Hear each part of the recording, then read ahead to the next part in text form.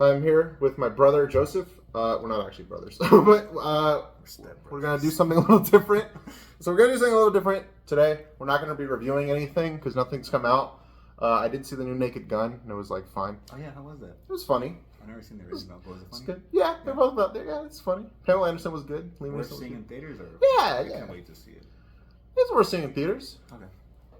So today we're going to be doing a ranking of every MCU film. I think I did this like 6 years ago, but a lot of stuff has come out since then. So I want to make it clear, no TV shows, no specials. We're not including any of that horse shit because it's easier to rank movies. So that's what we're going to do. And by the way, this is only Marvel Studios. So I know technically, the Toby movies and the Andrew movies and the X-Men movies and the Blade movies, technically those are part of the MCU now. But I'm just including shit Marvel Studios, all right? We're not including any of that Morbius shit. So, yeah, this is our ranking of the MCU films. So I'll let Joseph go first. Joseph, we're doing this worst to best, by the way. So we're going to go to best. Yeah. So, Joseph, what is the worst MCU film? So on my list, yeah, starting off with Eternals. What? That's the worst one? Yeah. No way. I've seen that once. None of those characters I care about, nor are they going to bring them back. It feels so out of place with the rest of the world in MCU. And the best part about that movie was the speed they displayed. Kind of like the infight between all of them. That's about it. It wasn't that. Other than that, the movie's beautiful, to look at. It's gorgeously shot, but it's got the MCU's first sex scene in it. Wow. But yeah, that's my lowest. It's Eternals. So I think the worst MCU movie is Thor: The Dark World. It's not one of the worst comic book movies of all time or anything, but it's so fucking boring. Like, the only thing about this movie that I enjoy is Loki is funny. He's in it. He's funny, but he's not even in the whole movie. Chris Hemsworth is good, but like all the side characters like Natalie Portman and Kat Dennings feel like they just are there because they were in the first one. Malekith. So I just started watching Doctor Who, and the actor for Malekith was the first Doctor in the 2005 series. Christoph Eccleston or some shit like Eccleston, yeah. He is so wasted, man. Like, oh my god. This movie, I just think it's boring. I just think like the Thor's mom's death is so like the best part. I just remember watching it being like, I don't really care, and I should. You know what I mean? It comes back into play later. Yeah, I guess. Like I said, Loki is cool. Chris Hemsworth is fine, but this movie is just it's just fucking boring. Unfortunately, you can't skip it because it's pretty important. But yeah, I just think this movie's fucking lame. Wow. So next, I'm not mad at that, but I understand. Next for me is the Marvels. Okay. Yeah. I just don't really care for that movie. I only saw it once. The best scene is the end credits. That has nothing to do with the characters we talked about. The whole movie. Costumes, didn't really care for. I like Miss Marvel's costume was great. Miss Marvel's character. Yeah, I was saying Miss Marvel's character was probably the best part or best character in that movie, but that's about it. Yeah. Wouldn't watch that. Villain's horrible. Yeah. Forgettable. Pretty bad. My next movie is Iron Man 2. Shitty. What? Fucking garbage. Boring as fuck. Tony Stark is so fucking boring and annoying in this movie. They took the demon in the bottle storyline and they turned it into a fucking joke because I guess alcoholism is hilarious. Marvel. Whiplash, like his character could have worked, but he felt so like underdeveloped and lame. Justin Hammer, I mean, I don't know. He's fine, I guess. But this movie, like, I feel like out of all the Phase 1 movies, you can skip this one. And it's weird because it introduces stuff like Black Widow and Nick Fury. It is like his proper introduction. But I just think it's a really, like, worthless sequel. And it really doesn't, like, it just felt like we made the first one and it was good. So now we have to make a sequel because we got to do that. That's our business. Like, I don't know. Iron Man 3 is, thankfully, it took the Iron Man series out of the trenches. But I think this movie's fucking lame. It's just fucking sucks. Fuck Iron Man 2. One of the things that Jon Favreau has touched that's not magic. Touched? Okay. Well, because he directed that movie. Yeah. All right, next for me is Ant-Man and the Wasp: Quantumania. Yeah. That's fair. I think this movie didn't need to be made. I think they should have killed off Hope and Hank. Yep. I think MODOK, Jesus Christ. I think Jonathan Majors gives a great performance, but they obviously waste his character. He gets beaten by ants. He was supposed to be the next big bag, and CGI is laughable in this movie. And Paul Rudd's fun to watch, but there's only so much he can do, and I just we saw this. This was the first movie that we saw together, and I always remember because of that's all I have to say. Yeah.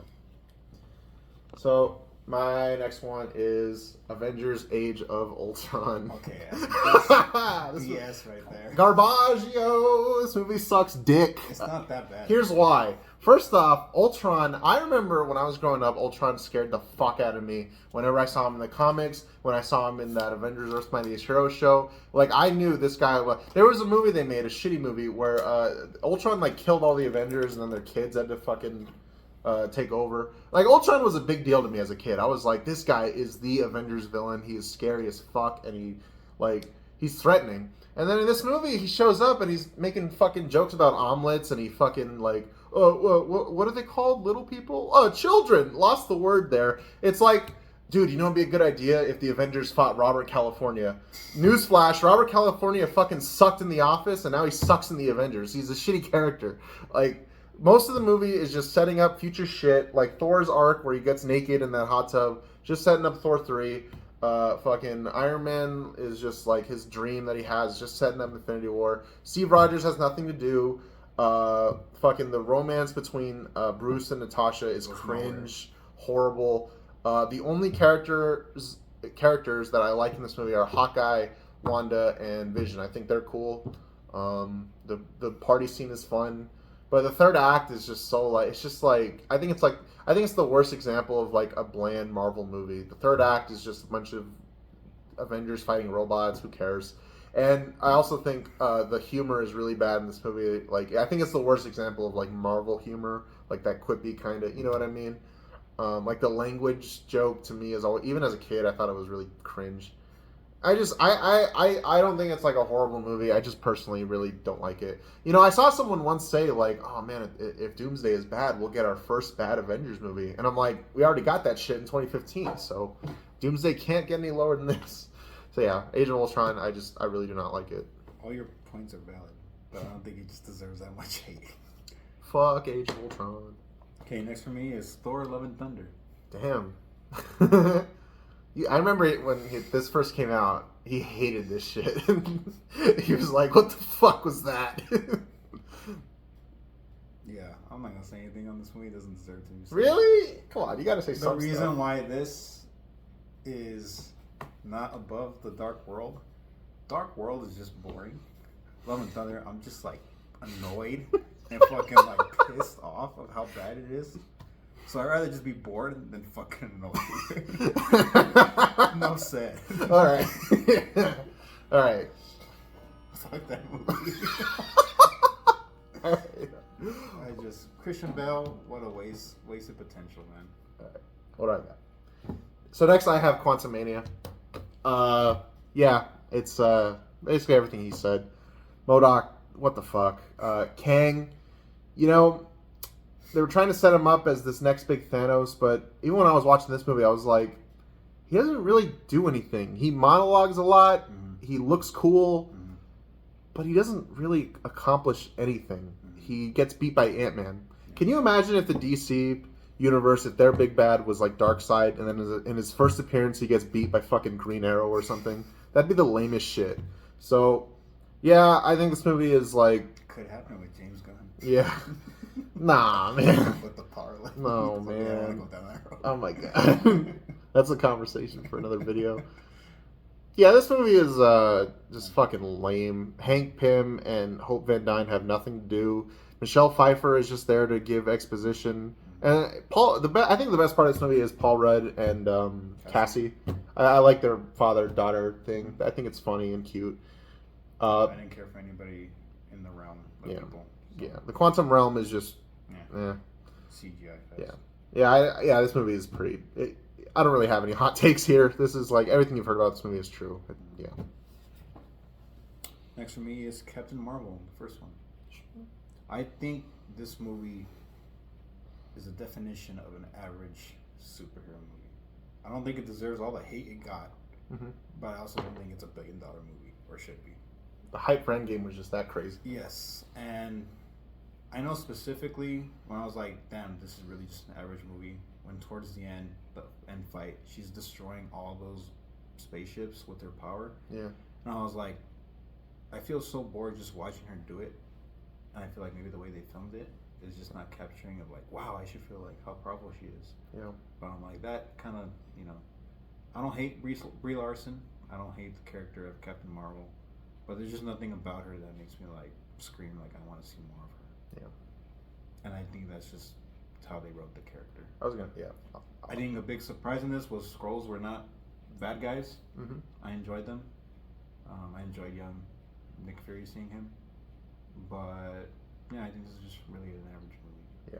Doesn't deserve the hate it get, but doesn't not much praise for it either. Yeah.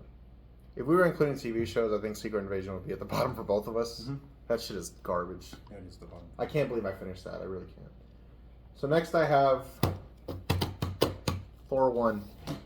Really? Boring as fuck. You think Love and Thunder is better than Thor 1? I do, 100%. When Odin screams, "Ah!" and he casts him out. No, that whole scene is better than the whole fucking movie of Love and Thunder. Thor 1 is fucking lame. I mean, it's not like a horrible movie. I like all the stuff on Asgard. Asgard looks great. Everybody looks great. The costumes are great. All that shit.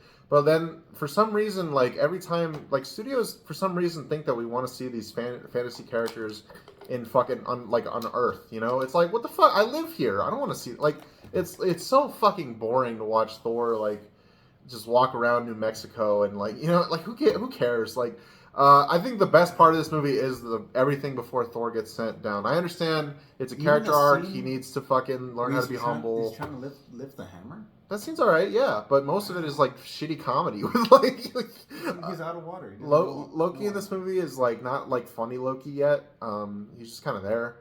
I just think this movie's fucking lame. I just think the director meant it to be, like, towards, like, Shakespeare. Yeah. Well, I think all the stuff on Asgard is good. So did you not like that vibe?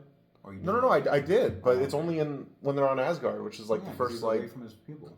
Yeah, I don't know. I understand why they did it. Just for me, I just really don't care for this movie. Like, if I were to go on Disney Plus and pick a Phase 1 movie to watch, I'm not picking this shit.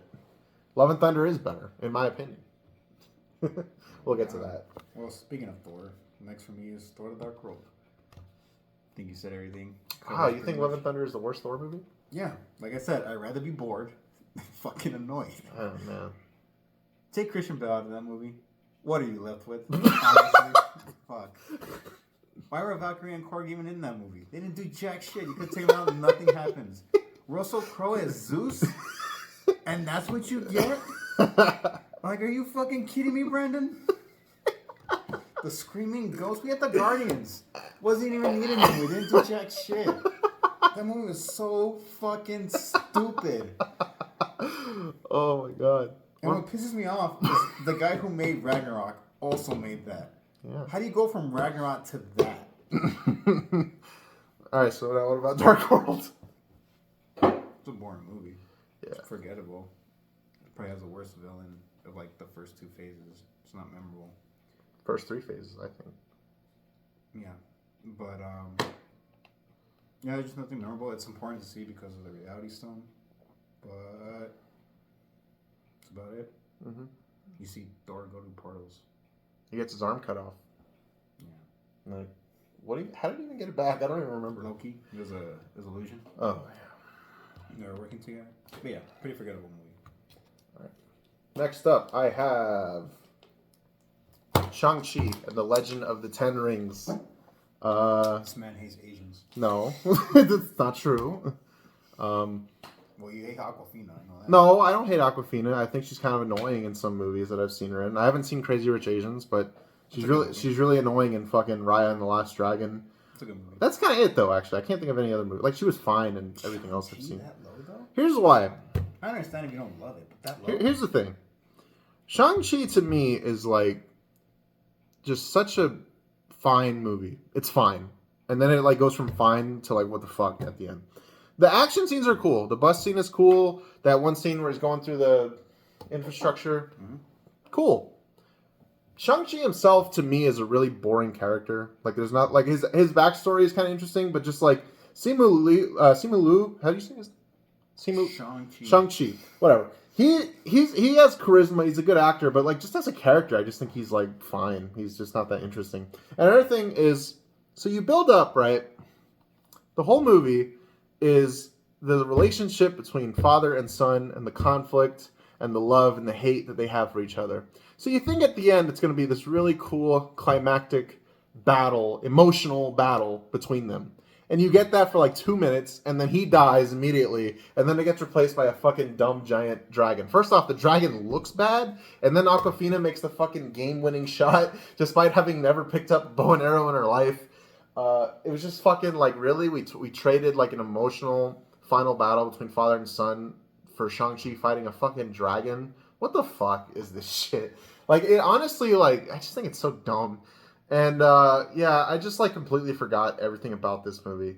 And like when I saw Eternals and everybody was shitting on that, I was like, man, this shit is better than Shang-Chi. Like Shang-Chi is so mid, dude. It's like, I don't know. I mean, I don't know. Like I was kind of surprised that everybody loved this movie so much. I was like when I came out of it, me and my dad were both like, yeah, that was bad. It's, like, you know what I mean?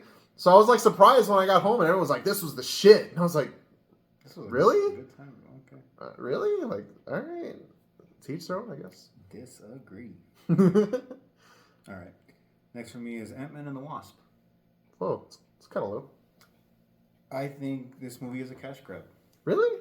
The most important thing that happens in this movie is the end credits. Yeah. I don't think if you watch this movie, you miss out on anything. It introduces Ghost. If you watch Thunderbolts and never watched Ant-Man and the Wasp, I still don't think you're missing out on anything. I don't think Hope is like a great character. I don't really buy her and Paul Rudd's love. They just kind of hooked up with each other because Wasp and Ant-Man are in the comics. Yeah. So they have to be a couple. I think the daughter is really cute. It's really cute when Paul Rudd has to, entertain her because he's on house arrest. Yeah. But in terms of the action scenes, I remember watching this in the theater on the action scenes they did. They were fun and creative. I'm like, they showed them all in the trailer, so there was nothing for me to like, it has a good cast. Lawrence Fishburne, cool. But there's nothing about that movie like that I would ever see again. Mm-hmm. Michael Pena's funny and all, but there's only so much you can do. They were way funnier in the first one. And Walton Goggins, waste of a character. Yeah. Give him nothing to do, really. Yeah. So I just think, I know it's an Ant-Man movie. It's not the best franchise in Marvel Studios. It's Ant-Man. Yeah. But it's better than Quantumania, but I still just, there's no reason for me to watch it again. Yeah. So. All right. That's fair. Next up, for me, is Captain America: Brave New World. Okay. Yeah, I think this movie is like, you can just tell that there was a lot of reshoots, a lot of stuff cut out. There are like scenes where the green screen is like really bad. You can tell there's like two actors, and you can tell that they didn't see each other during that scene. The post credit scene is like, when I watched it, I was like, was this shit filmed like last week? Like, come on, dude. Sam Wilson is not a great character to carry a movie. It's basically a sequel to The Incredible Hulk without Hulk. And yeah, I mean, I don't know. I was just kind of checked out for most of it. There was some fun. I think the best action scene was the one near the Eternal thing. Mm-hmm. That was kind of neat. But other than that, like, it was just like, all right, whatever. The Red Hulk scene, it was fine. The way it was resolved was stupid. Yeah, this movie is just like, felt like, for lack of a better term, like just very corporate, just very like safe. Like, this is the kind of movie that you would think they would make in the Boys universe. You know what I mean? Like, this is like, I feel like if like we saw the movies that they made in that universe, it would be like this. Like, very safe, very like, you could see just studio notes all over it. Waste of Giancarlo Esposito. Yes. Just not very good. Good chicken man. Yeah. Okay. I think I agree with you on that. Yeah. Next one for me is Iron Man 2. Jon Favreau has made a lot of stuff. Yeah. And a lot of stuff he's made I liked. Elf, Jungle Book, Chef. Zathura, Iron Man, Mandalorian. He's made a lot of shit. Yeah. I didn't love The Lion King, but he's done a lot of stuff for Disney and it's come out good. This is one of the things that's not. Yeah. And this movie has a great cast. I think, you know, fuck, I forgot his name, but he plays Justin Hammer. Sam Rockwell. And the guy who plays Whiplash. Mickey Rourke, the wrestler. And then you got Don Cheadle, Robert Downey Jr., Gwyneth Paltrow, Scarlett Johansson, Samuel Jackson. Like, this movie has a great cast. And has some good action sequences. I thought the racetrack one is cool. Yeah. When War Machine and Iron Man are just blasting stuff in the park, I thought, like, okay, it's fun. But overall, I'm just kind of like bored with this movie. Mm-hmm. I mean, it has a great scene with Tony and his dad, his dynamic of, you know, learning what his father was building him for this. Yep. But overall, I'm just like, if it wasn't for Scarlett Johansson as Black Widow looking the way she does, I wouldn't have much interest in this movie.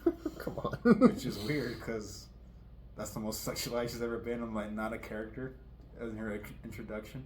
Yeah. That scene in the car when she's in the back and yeah. And that's probably like the worst she's looked also with the curly hair and the suit they gave her. Yeah. But no, this movie doesn't really have much to offer. And the funniest scene in this movie is Don Cheadle saying like, yeah, I get it, I know. Move on. I look different. Yeah. I want my brother. But yeah. Next I got Captain Marvel. I saw this movie when it came out, and I thought it was fine, and that's it. I don't really remember anything about it, but I thought it was fine. I thought I'm like you. I don't hate Captain Marvel as a character. I think Brie Larson. I mean, she is a good actor. She won an Oscar. Yeah.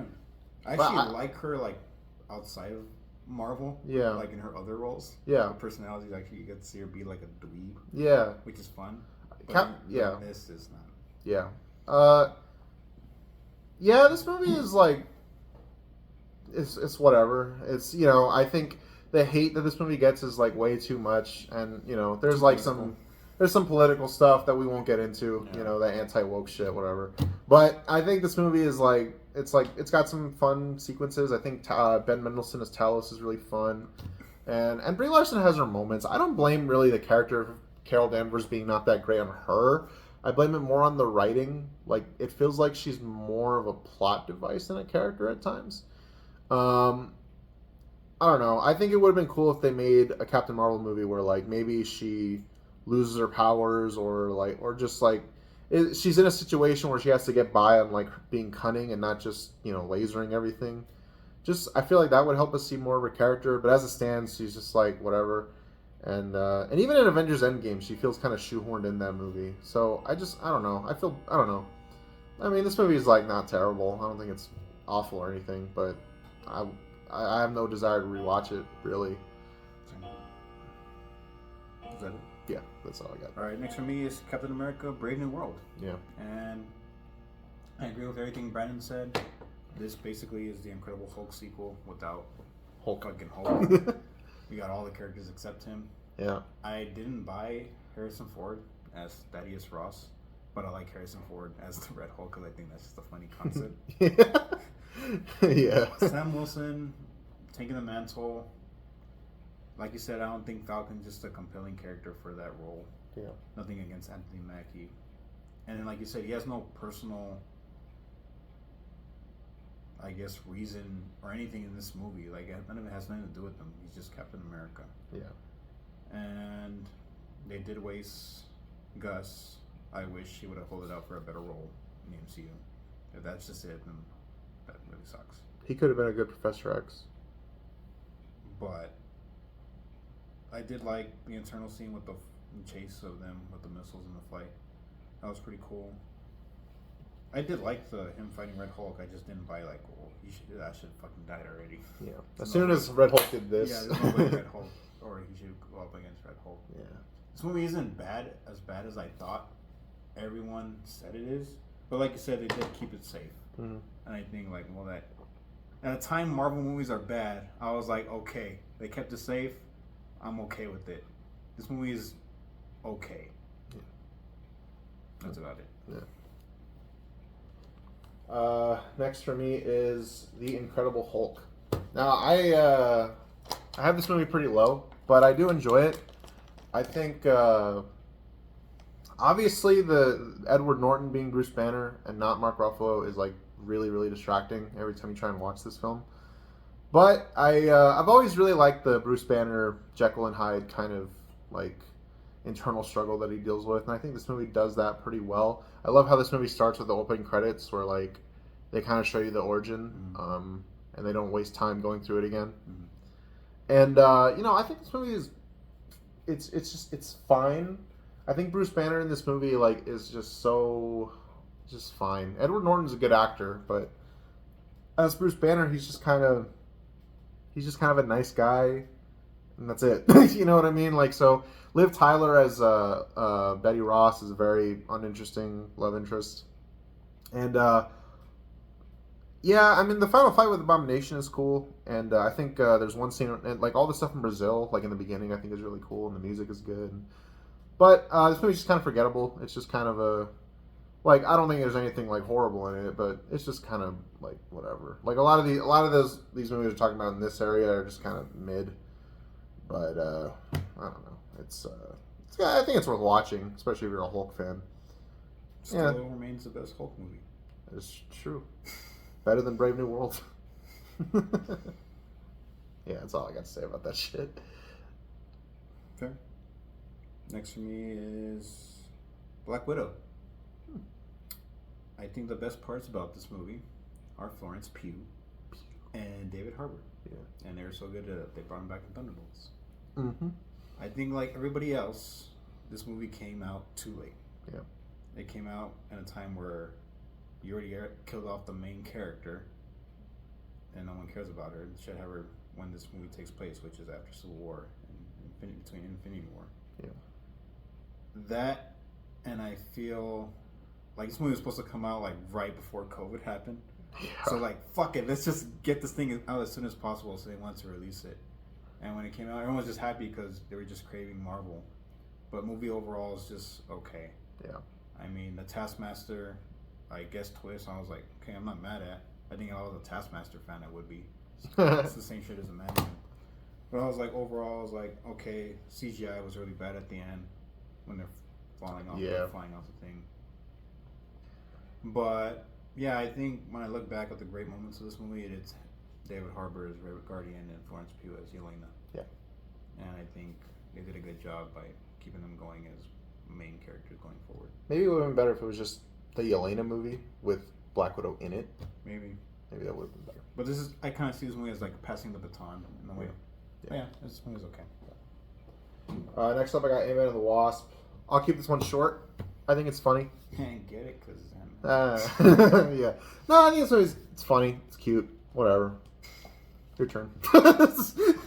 No, the credit scene is cool. Ghost, I think she's cool. It's fine. I think it's serviceable. Yeah, exactly. I thought it's fine. I got really nothing to say. Your turn. I was like, I think you've had more hot takes than I have. Really? Yeah. Yeah, maybe. Okay, next for me is Doctor Strange and the Multiverse of Madness. Wow, that low? Yeah. Wow. Okay, so I know everybody had big expectations on hype around this movie. Yeah. I didn't have as much, but I still had expectations because Feige and Marvel promised, like, all right, we're going to do Multiverse Saga. Yeah. And WandaVision, Loki, Spider-Man are all going to lead up to Doctor Strange of how the multiverse gets broken. Mm-hmm. By the way, none of those shits are tied in. Nope. They're all individual fucking things, which was a lie. Okay. So going into this movie, I was like, damn, they're starting off really fast. It's really fast paced in the beginning. America Chavez as a character is okay. Mm-hmm. But I don't care about the other worlds they see. And I don't care for the Illuminati scene. Really? Why not? Because, okay, so my argument with multiverse movies, in Spider-Man, right? Yeah. They bring back all those villains and they bring back Toby and Andrew. Mm-hmm. and yes, they are cameos, but they're still essential to the story, and it still progresses their character arcs after that. Yeah. The Illuminati scene doesn't progress anybody's arc, and it's just there for fan service. And the fan service you get is not even great because you kill them all off. So it doesn't mean anything. The fucking, we brought back Charles Xavier another time back to life. Oh boy, he has the yellow chair and he gets his next that. Oh, we got fucking Black Bolt. Guess how he dies? We cast John Krasinski as Reed Richards. We saw the fan castings, the smartest man alive. Guess how he fucking dies? Like that, I was just like, why would you even have that? Why? That's not for anybody. Yeah. And I think Wanda, well, she's totally delusional and doesn't make sense. Like, but my children died. Yeah, what about your dead husband? You don't care to fucking resurrect. I mean, she did, and then he died again. No, but it was a fake one. Yeah, but it was still like, she was still deluding herself. So as great as she was in that show, I was like, eh. And her death, I don't know if they're gonna bring her back, was eh. Mm-hmm. So the best parts about that movie that I love was Raimi's touch on it, the horror vibes. That's the best thing I can say about that movie. But overall, I was like, yeah, no. The third eye at the end looks so stupid. Yeah. When Charlize Theron came in there, it looked so bad, looked out of place. I just not a fan of this movie. Mm-hmm. I know you were really high on it. Yeah. But me, this is not better than the first Doctor Strange. Fair.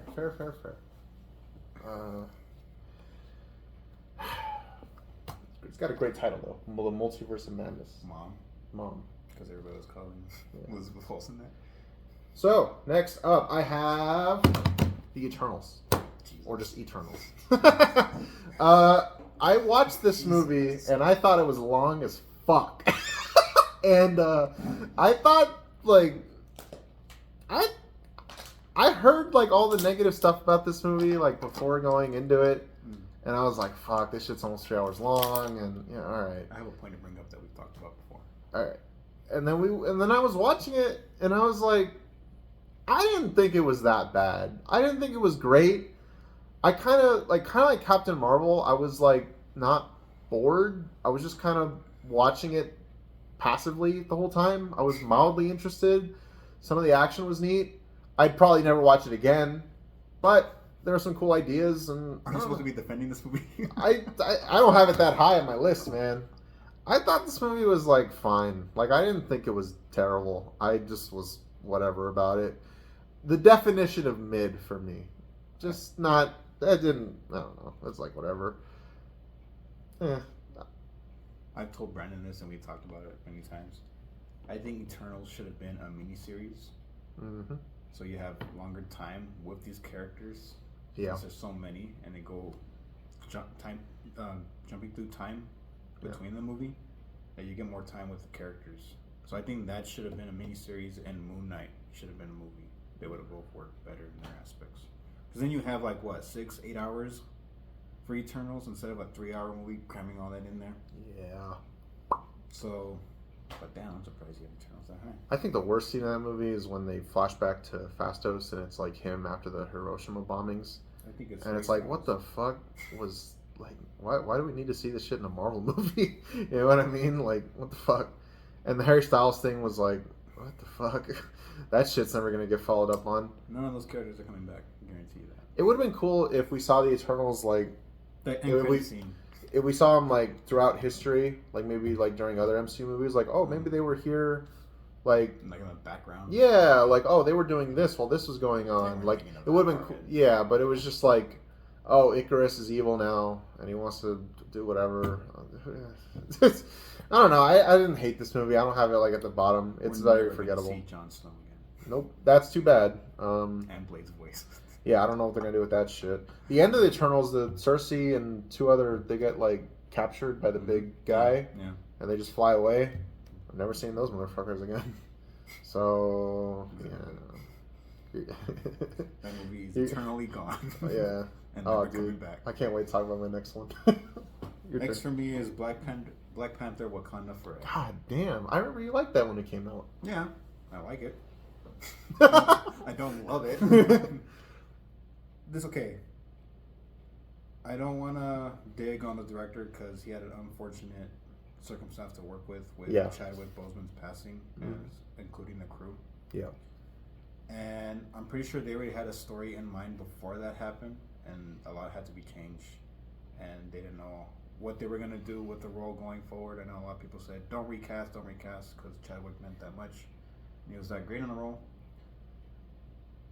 After seeing the movie, number one, that movie is a long movie. Not only is it long, but it's somber and depressing. So it's not a fun watch. Yeah. Number two, it has way too many characters. The Elaine Chick Valentine and Martin Freeman's character you can take out and nothing changes. To me, all the side characters from the first one now have to step up to be major roles, which I don't think it doesn't work. Not that I hate, but I don't love Shuri as the main Black Panther going forward, but I think she's a temporary for right now because who else is it going to be? I thought that movie could use more M'Baku. The mom gave a great performance. So I'm kind of mad that she didn't get at least an Oscar nom. She did. Oh, she did? Yeah. Well, I'm mad she didn't She win. lost to Jamie Lee Curtis. I'm mad she didn't win. But Namor was a great villain. I didn't care for Riri Williams. Not that she was bad, I just didn't care. I thought she was a plot device for that movie, essentially. Mm-hmm. And I didn't care for Okoye and the other chick she was with the whole movie. Their kind of side mission in those blue costumes, where the hell. Didn't care for that. And then the end credit scene is just like, oh, well, yeah, he had a kid this whole time and nobody knew, and he's like 5 years old already. It's kind of like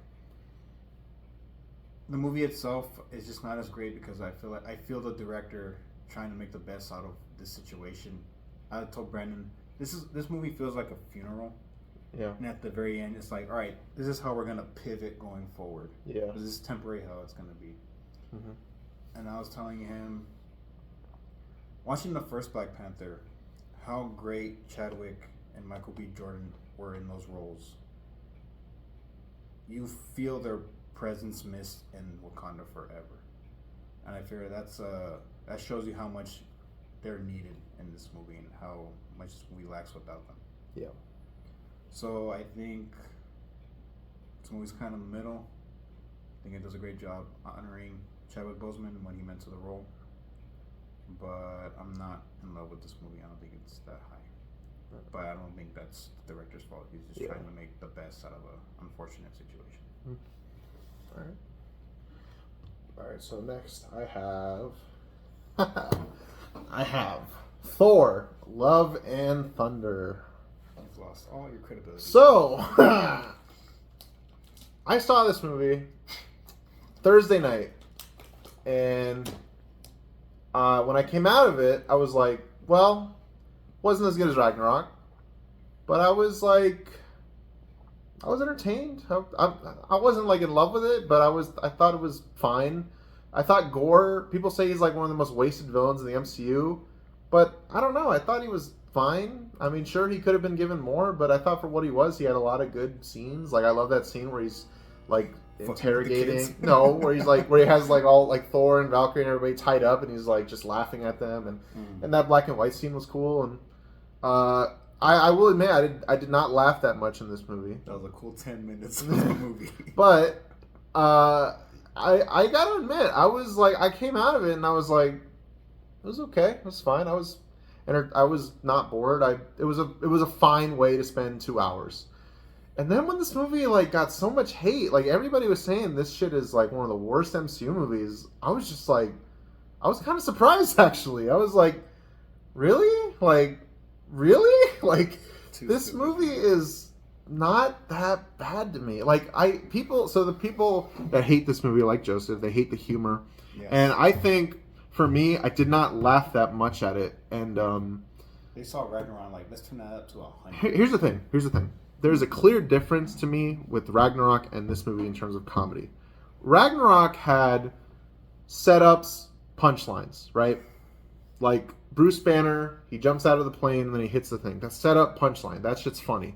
You know, the haircut scene with Stanley, setup, punchline, right? This movie, Thor: Love and Thunder, to me, it felt like they weren't necessarily telling jokes. It just felt like the whole movie was a joke. Like the whole movie's tone was just like The movie is a joke. silly yeah, as like silly.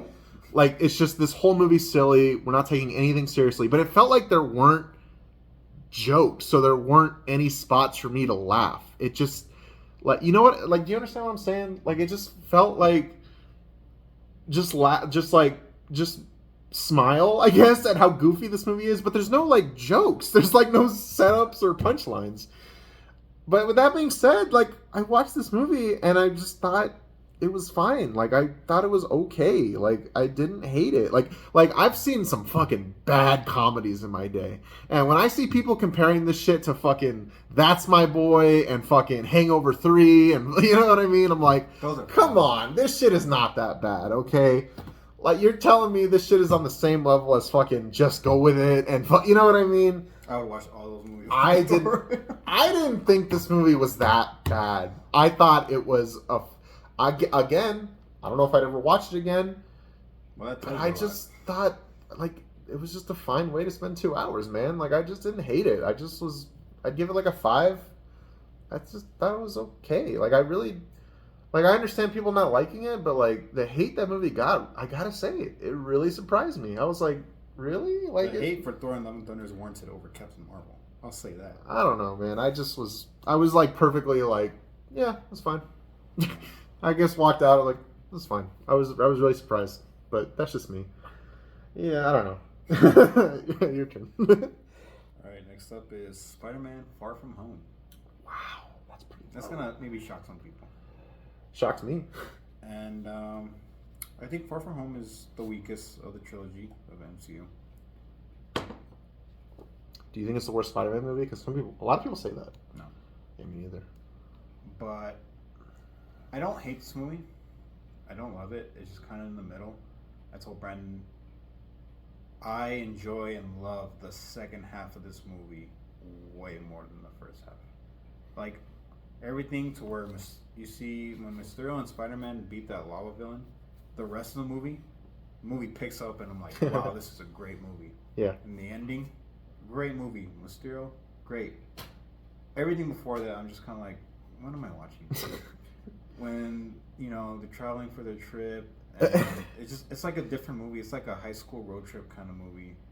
And I'm like, this isn't Spider-Man. Like, what am I watching here? When he's on the bus and he's trying to hack into Brad's phone, and they're talking about goats, and then Joan almost fucking kills the bus. I'm like, why is this in a Spider-Man movie? When he's trying to get his new suit, and he has his pants down with that woman, and Brad takes a picture. I'm like, it's just all that shit. All the teachers, the kids, the students. I'm just kind of like, yeah, bro, I don't care to see this. This feels more like a Disney shit than Spider-Man. Yeah. And because of that, I'm like, yeah. And I think I don't like the dynamic that Peter has. I know, not MJ, Aunt May knows now, but her whole like relationship with Happy, I'm like, yeah, it's funny, but like, I want the Aunt May that like sweet old Aunt May that has wisdom that you care for, that has the heart, Peter. You don't really get that until No Way Home. Yeah. So, in this movie, I'm like, yeah, okay, I get it. She's hot. It's Marissa Tomei. I get it. Mm-hmm. Do we really have to keep making that joke? Like, can move on now. Yeah. And this is also a Marvel thing. Marvel tends to try like, oh, let's push more humor in the sequels, and it usually doesn't work. Like Ant-Man and the Wasp, Age of Ultron, especially, Thor: Love and Thunder, Dark World, Volume 2. They push more humor. And they keep with the joke longer, thinking you're thinking it's gonna laugh more. But I'm like, okay, I get it. It's not that funny. Like especially with like Taserface, I'm like, all right, it's not that funny as you guys make it out to be. Oh man, this is one of those movies where I'm like, all right, the humor is not as funny as you make it out to be. Yeah. So, but the second half of this movie, I thought was great, leading up into No Way Home with the twist that reveals Peter Parker's identity. All that, the Mysterio scene of the illusion. I thought like, damn, that's fantastic. I want to see a version of that with Scarecrow with Batman. That'd be sick. But yeah, the second half of this movie is way better than the first half. I think this movie has the best credit scene in the MCU. End credits? Just mid credits, end credits, best scene. Oh yeah, and then Nick Fury and Maria Hill are Skrulls. Yeah, that was kind of weird. So I was like, Yeah. yeah, That was a little weird. Far From Home. I'll get to that one later. Next one for me is The Marvels. I made a review of this film. I talked mad shit about it. What do you mean what? The Marvel's that high? Yeah.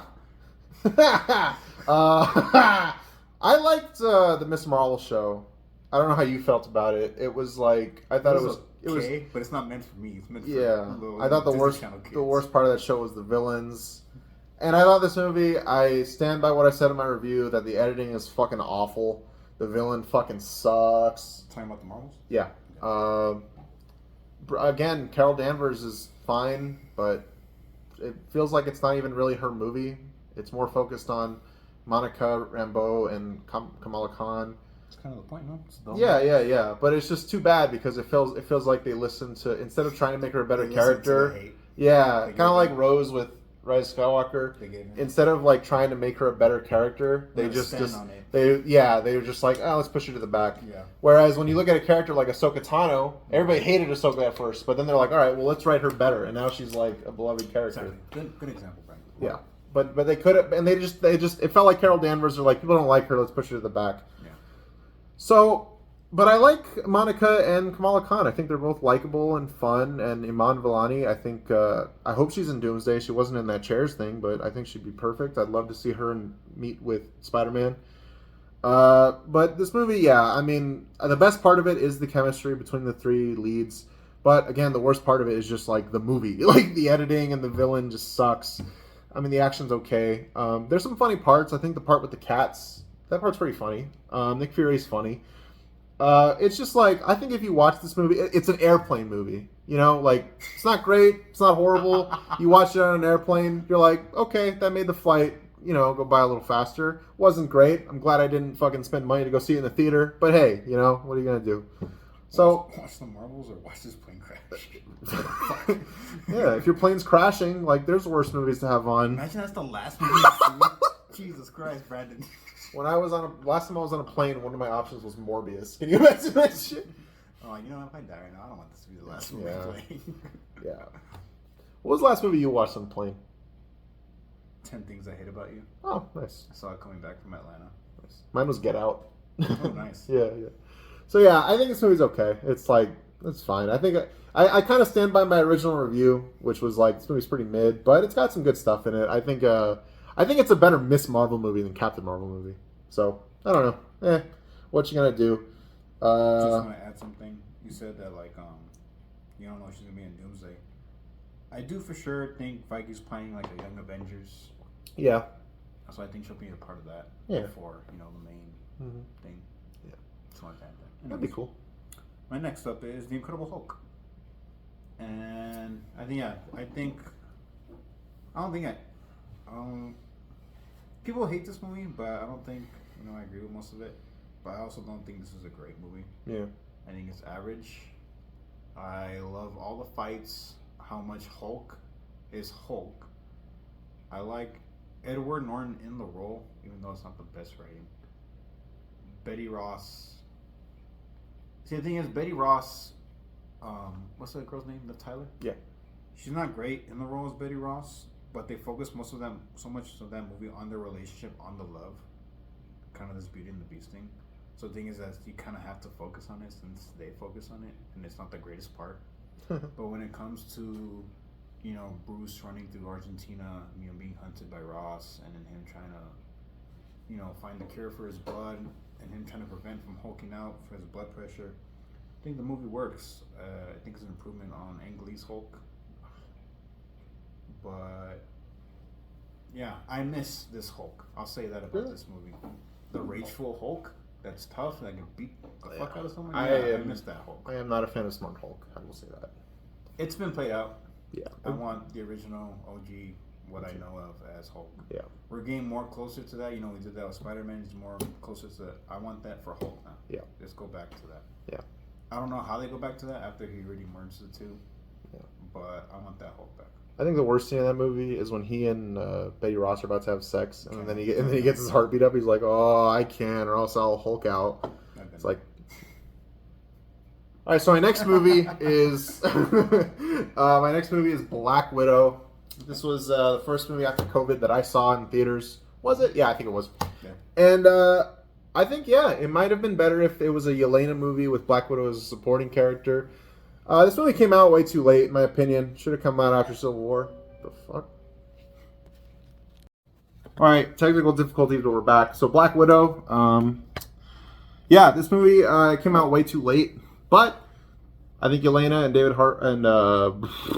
Florence Pugh and David Harbour, I agree with you. I think they're the best parts of this film. But I think this movie's biggest issue is the third act, because I feel like this movie would have been better if it was more like a grounded sort of Jason Bourne kind of, Winter Soldier. Yeah, like just spy movie, you know. But it feels like at the end they just turned it into like a big like CGI fuckfest. Yeah. The villain, who I think was supposed to be like a metaphor for Harvey Weinstein, he sucked. Taskmaster sucked. But again, I don't really care that much about Taskmaster, so whatever. But this movie was alright. It was entertaining. I enjoyed it. I think it's a good, solid little spy thriller. I don't think it's great, but it's fine. It's one of those movies where it's like, if it's on cable, yeah, sure. Put it on for a little bit. I love Florence Pugh. Oh, man. I'd let her ruin my life. All right. Anyways, so yeah, that's all I got to say about Black Widow. Fair enough. Next for me is the first Thor. I think, yeah, this is better than Incredible Hulk, above average movie. Think Anthony Hopkins' Odin kills it, and he has the most to do in this one. Not just like, coming for a paycheck and that like the rest of them. Not like him in Transformers. I think Chris Hemsworth played a good, bratty, immature, arrogant prick, which was Thor in the beginning, and he learned at the end and got humbled of what it takes to be a leader and a god. True king of Asgard. Be humble. And I think Loki did a good job. Jane Foster, I thought, she just falls in love with him because he's hot. He's got abs because she's a scientist. And I think the weakest part, or I don't care about it, is like his three friends. And like they die in Ragnarok, and it's like a joke. I just never really cared about them as characters. I thought they were kind of goofy looking and stupid. I thought they called the Destroyer? Yeah. That big metal. I thought he was pretty cool, just for as an action scene. But I like also the moments with Shield and Coulson. That's one of the big things I like about Phase 1 is his involvement. Coulson's? Yeah. But yeah, it's just an average good movie. Yeah. Like I said, it looks probably like quaint in comparison of what we have now. Yeah. But it's still good for what it is. Yeah. Next I have Doctor Strangelove and how I stopped worrying about the bomb or whatever the fuck. This movie is pretty good. Talking about the first. Yeah. I'm trying to think. I don't really have much to say about this one, to be honest with you. It was cool. I like the ending with Dormammu. That's pretty fun. Benedict Cumberbatch is good. Probably the best Doctor Strange casting we could have ever possibly gotten. And I like Rachel McAdams, and she's in this movie, and that's cool. So, good movie. Fun. I think Tilda Swinton as the Ancient One. She was good. It was just fine. Kind of weird casting. Wouldn't have been my first choice, but whatevs. It's I think the biggest issue, not the issue, but like biggest sin of this movie is wasting Mads Mikkelsen as fucking Caecilius. He could have been a great Doctor Doom, but still can. I mean, his face is kind of fucked up in that, so he can't really. I don't know, man. But this movie's cool. It's decent. I love the character arc that Stephen Strange goes on. He starts out as a total asshole, and basically like Thor gets humbled. I think I'm moving more as like a Tony Stark. True. He's like a real douchebag at the beginning. He's basically doggy styling girls while doing surgery, not taking it seriously at all. But he learns to, be humble and be a nicer guy. So yeah. Okay. There's one thing there's one issue I have with this movie, and it's more of an issue with the medical system. They say GSW in this movie, which means gunshot wound, but gunshot wound is one syllable less than GSW. Actually, it's two syllables. W. Brandon, so why wouldn't you just say gunshot wound? It takes less time than GSW. GW? Like it's time for other things. So all right, next movie. All right, GSW gunshot. Like what the fuck? Next for me. That's your biggest complaint. Next for me. Fix your shit, doctors. Iron Man 3. I think this movie's better than Iron Man 2. When it came out, I did not like this movie a lot. Really? because of the Mandarin twist. Oh. But as the years go by and I rewatch it more, it grows on me. I love that this movie focuses on Tony. Yeah. Tony Stark. And not Iron Man, because he is Iron Man. That's one of like people's biggest complaints. That there's like. But I think that's a beneficial thing. I think that grew on me. 2, the Mandarin twist. It's a good twist for the movie, but it's a bad twist for the character. Because that character is well known, and that is Iron Man's arch rival. And they built him up just to be a punchline. So that's like saying if they had, Batman and Joker, and they were building up Joker, and it's just like, oh, that's not the real Joker. That's just some fucking, comedian trying to, And then he gets stabbed in a hallway. Yeah. By the real Joker. Yes. How many people would be upset about that? Could you imagine if they did that? Exactly. That'd be terrible. It's the same logical Iron Man. So. And what if they had him sing like these really stupid musical numbers for 2 hours? That'd be so bad. But thank God they didn't do that. So I understand why people don't like it. If true Iron Man fans for that villain, because that's a waste. But I think overall, I love the airplane sequence that happens. I love Tony always having to better himself by trying to build new shit to get him out of situations. Especially with that warehouse scene when he's trying to get out. Yeah. When he's locked up. I like the kid. Yeah. I don't know his name, but I like the kid. Harley. Him and Tony's relationship, I thought was pretty funny. They brought him back in Endgame. But I don't think this is better than the first Iron Man. But I think this movie gets a little overhated. It's more underrated. But I understand why people are turned off from the twist. But I think a lot of problems also with this movie is like Tony's like, all right, I'm done being Iron Man. I've given it all up for Pepper, and then fucking Agent. And then Agent ignores it. Yeah, like it never happened. It's kind of like same old Tony trying to learn from mistakes. Yeah. But yeah, I think this is a good film. This movie takes place in Christmas when it came out in May, which was weird. Well, Shane Black directed it. I So. know, but still, has no AC/DC, so that's a negative. But yeah, good time. Nice. I remember when it came out, everyone was like, "Oh my God, is this like is Tony Stark like done forever?" Yeah. I was like, "He'll come back." Calm the fuck down. My next movie is Black Panther, the first one. Wow. Yeah, it's good. It's a good movie. It might be a little low for some. My biggest issue is T'Challa himself is just not that interesting a character.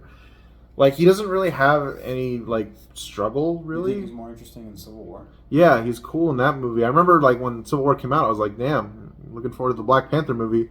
But this shit was like, he's fine. He's like, it would have been cool if maybe he was, like, a good warrior but not a good king.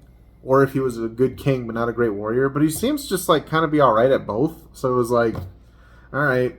And he, like, there's like all the side characters are just more interesting than him. Like Killmonger and Shuri and fucking M'Baku are just more either entertaining or interesting than him. And obviously everybody said it, but the third act with the fucking two PS2 models and the rhinos. Of them in the ground. Yeah. I still think it's a good movie. Andy Serkis is fun in it. It's just not my favorite, but I think it's a solid movie. It's good. Kind of hilarious that I got nominated for Best Picture, but yeah, it's fine. It's like whatever, it's fine. Didn't Barbie as well? Yeah. There you go.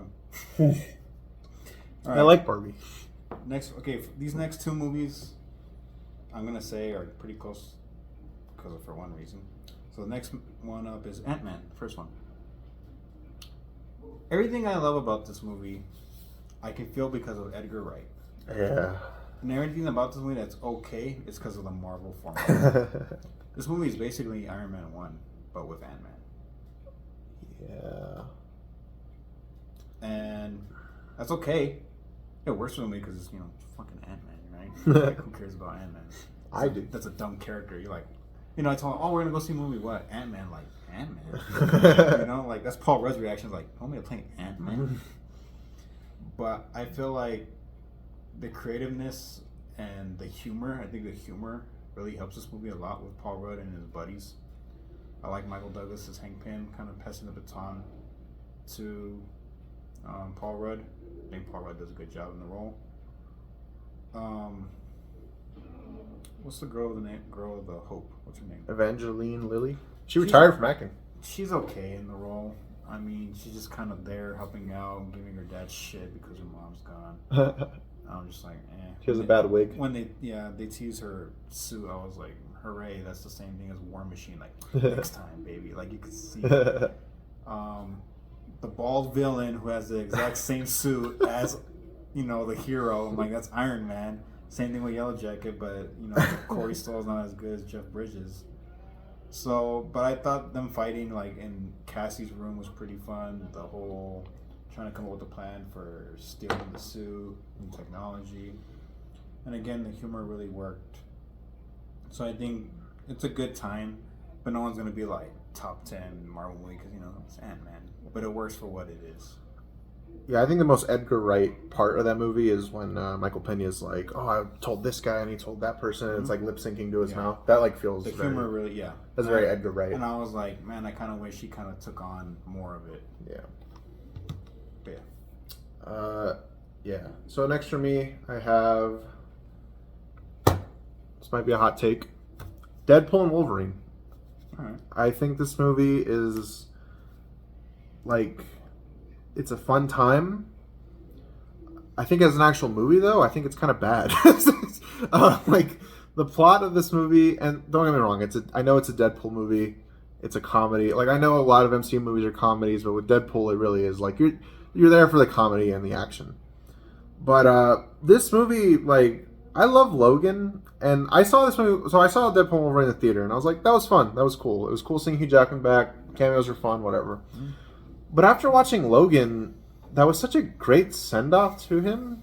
And it kind of makes me look at this movie like, this is what you brought him back for? Really? The same one, though. I know, but just like, I know it's not the same character, but even still, it's like, this is what you brought Hugh Jackman back as Wolverine for? He got divorced. To make dick jokes with Deadpool? Yeah, true. He needed the money. But it reminds me of Star Trek 6. At the end of Star Trek 6, all the original cast members, they say their goodbyes, they do their little signature at the end, and you're like, oh, nice. And then in the next Star Trek movie, it's like, we're bringing him back! Like, okay. Like, yeah. And it's just kind of like, really? Like, it's kind of sad, But this movie's funny. I think it's got some good jokes. I think the Till You're 90 thing is really funny. And true. Seeing Blade's pretty cool. Channing Tatum as Gambit was funny. And Ryan Reynolds and Hugh Jackman have good chemistry, and it's fine. It's fun seeing them bounce off each other, and I like how violent and R-rated this movie is. And but like I thought the villain was fine. It would have been cooler if the villain was Legion, but yeah. But this movie's fine. It was funny. It was cute. I think it's the weakest Deadpool movie. I think the first two are better, but this movie's okay. It's good. It's a good movie. I just personally. I just didn't love it. I thought it was fine. It was exactly what I thought it would be, and I did like the action scene at the end when they're fighting all the Deadpools and they go through the bus. That was pretty cool. But other than that, it's fine. I think some people are hard on this movie. Like some people are acting like it's the death of cinema, and I'm like, let's relax, guys. Let's calm down. But yeah, there are some valid complaints about this movie, like the plot and yeah. So yeah, I'd give this like a 6. It's a good movie. It's fun. Okay. Next for me is Doctor Strange. First one. Cool. And I say this because Ant-Man and Doctor Strange are the two Marvel movies where I feel the Iron Man formula. Yeah. Because Doctor Strange's character is almost exactly like Tony Stark, and he kind of goes on the same journey as Tony Stark does in the first one. Yeah. And they're both Sherlock Holmes. Yes. If it wasn't for the visuals in this movie, I don't know how much I would love this movie. Because this movie has the same thing as Iron Man.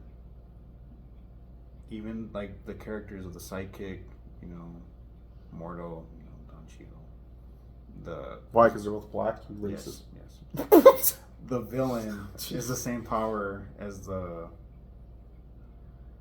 main character, and he defeats them the same way. So it's just kind of like the best parts about this movie were the visuals, which I kind of already seen in Inception, and the ending with Dormammu, because I'm like, wow, that's an actual original I've never seen before an ending battle ending that way. Yeah, That's how it's resolved. Like, he just annoyed him to death of keeping him in that loop. He rage baited him. Yeah. I was like, wow, that's actually pretty smart. So, I also thought Tilda Swinton did good as the Ancient One. She dropped some knowledge bombs. I know people have, because of white, she's white, and that character was mainly Asian through the comics. Mm-hmm. I thought she did a good performance, so it didn't bother me. Wong was Wong. Yeah. I think the Beyonce joke in that movie is like one of the worst jokes in the MCU. But yeah, I don't see myself wanting to go see it again, but if it's on, I'm like, okay, check it out. So, for me, maybe another hot take, I have Doctor Strange in the Multiverse of Madness. So, I made a review of this movie. I was very high on it. I gave it a... You're putting it over the first one? I sure am. I gave this movie a very, very, very, very, very positive review. And you regret it ever since. I will admit, I was a little overzealous about this. When I saw this movie, I said it was better than No Way Home. Same thing with Superman. No. In years to come. Nope. Nope. That shit's staying at 9. Yeah, sure. It can only go up. Yeah, sure. Sure, So, Doctor Strange: The Multiverse of Madness. So, I rewatched this movie, and I gotta say, and the next day there was a hole in the wall. No. I still like it. I still think this movie is fun. Here's my biggest issue with this movie. It feels like the writer and the director made 2 different movies. And if this movie was directed by, say, the guy that made the first Doctor Strange, this movie would be significantly worse. Scott Derrickson? Yeah. Not that Scott Derrickson's a bad director, but I'm a big Sam Raimi guy. Sam Raimi. He's a bad director. I love his direction on this movie. Spider-Man. I love the horror sort of the horror sort of inspiration for this. And I liked how Wanda was kind of like a Jason Voorhees kind of character that was like chasing everybody the whole time, and I just thought that was cool, I think her jump from WandaVision to this is kind of crazy. Like, it feels like what? Like we missed another movie or something. Yeah. But like if the creators of this didn't watch that show almost. Yeah. Which they probably didn't. But I just thought this movie was a lot of fun. I thought it was cool. The Illuminati scene, I think, is a pretty weak scene. And I will say I'm very glad John Krasinski was not the Reed Richards for the new Fantastic Four. Big tuna. But I think this movie gets hated on a lot, and I don't think it's necessarily I think a lot of the criticisms I hear towards this movie are valid. But I like Doctor Strange's arc, how he is always trying to be with Christine, but he can't be with her. Even in What If, he couldn't be with her. It's just fate that he and her will never be together, and I like that. And Benedict Cumberbatch is good, Elizabeth Olsen was good, Wong was good, America Chavez was a fun little character. And I like Wanda's arc, even though I feel like it could have been done better. I thought it was nice. I did not like her ending by being crushed by rocks like fucking Cersei and Jaime. That was dumb. But other than that, I don't know. I like this movie. I thought it was fun. I was a little overzealous in my first review, but I still like this movie. If you hate it, I really I get it. It's one of those movies where it's if someone were to talk shit about it, I get it. But it worked for me. But I totally get why everybody didn't like it. I get it. Although some of the expectations were a little crazy. People were acting like Deadpool was going to be in this. They thought Tom Cruise was going to be in this as Iron Man. Like people expected this shit to be Secret Wars. Like come on, guys. I don't know. The third eye is pretty bad. The mid-credit scene's pretty bad. I'm just saying this. If Tom Cruise wasn't in that movie, Wanda wouldn't have won. Yeah. I just thought this movie was fun. It was a good, fun time. It was like a roller coaster, which I know Scorsese said that to talk shit about the MCU. But I think in this case it worked. Right. He's a little right. But in this case it worked for me. I liked it. I think it's a fun Doctor Strange adventure. I see it as I just see it as a fun little adventure. That I don't want to say turn my brain off, but I have criticisms of it, sure, but the fun stuff in that movie is enough to keep me on the ride. But I totally get why everybody didn't like it. Well, you're gonna hate me now. Uh-oh. Next up, Avengers: Age of Ultron. Oh, you've got to be shitting. Look. What is good about that movie? Hulkbuster scene? Nah. The dinner scene? The party dinner scene? Oh, party scene yeah. where Ultron's made. Okay. I agree this is the weakest Avengers movie. But it's still a good enough movie. The problems with this movie is it has way too much of everything, and it's trying to please all those things. This movie sets up like 4 or 5 movies. Sets up Civil War, Thor Ragnarok, Black Panther, Age of Avengers Infinity War. So that's 4 right there. Can't think of any others it sets up. Thor 3. I said Thor Ragnarok. Oh, okay. So it has too many side characters. So number one, Hawkeye didn't, get any development in the first Avengers because he was brainwashed. So I gotta give him his share because he doesn't have his own movies. It's the best character. Yeah, because he has his own arc in this. Yeah. Number 3, there's so much force quips, and it just ruins the movie. Like Jesus Christ himself would not even laugh at everything that it said. There's a video online that's just every joke in Age of Ultron. Bro, I'm just like, okay, number 4, the weakest disappointment is Ultron himself. He should be a bigger villain, like Brendan said. He sucks. They basically just made him evil Tony Stark with his personality, and I didn't want that. They already changed his background because Hank Pym actually makes him in the comics, and he's an Ant-Man villain at first, but they made it to Tony makes him. Yeah. There's so many also side plots that go nowhere. That why do we have them? Introduce Bruce and Natasha being a couple. Yeah, that was goes absolutely. First of all, you like them to end up together. Like I can see Natasha with Hawkeye, Natasha with Cap, pretty much everybody else before you get to Bruce. But I'm like, why? It came out of nowhere. It wasn't introduced in a previous movie. They also have that joke where he falls on her boobs. Yeah. That they repeat in Justice League. So that's a Joss Whedon thing. Weirdo. And then the romance goes nowhere. It doesn't continue in any of the movies. Hulk is just mad when she dies. That's it. Right, he throws a bench. Yes. Thor, like you said, going to the jacuzzi, getting naked. With the scientists, I'm like, whatever. Quicksilver. His death doesn't hit me because they didn't really introduce him that much. I love Wanda, her and Hawkeye's relationship. I'm like, yeah, that was a pretty good scene. Vision is great in this movie. Lifting the hammer. But he's so great that they pretty much depower him the rest of the series because he's so powerful.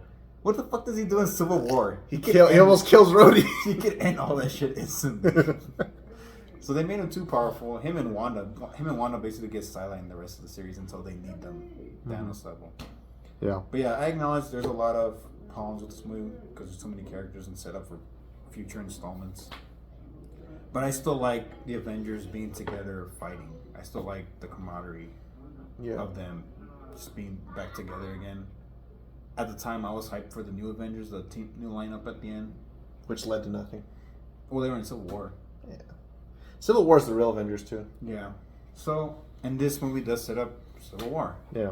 So, yeah, I understand this. This is the least favorite, least best of the Avengers, and I get that. But I don't think it deserves the hatred that it gets. I think it's just, closer towards the middle rather than great.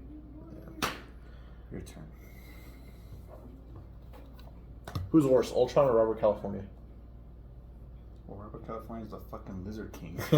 I'm the Lizard King. Alright, he had his moments. Well, okay. He's worse compared when he's coming after Michael Scott. Yeah. So, and Ultron's coming after Loki, so I guess it's the same. So next up, this is where we start getting into movies that I really like.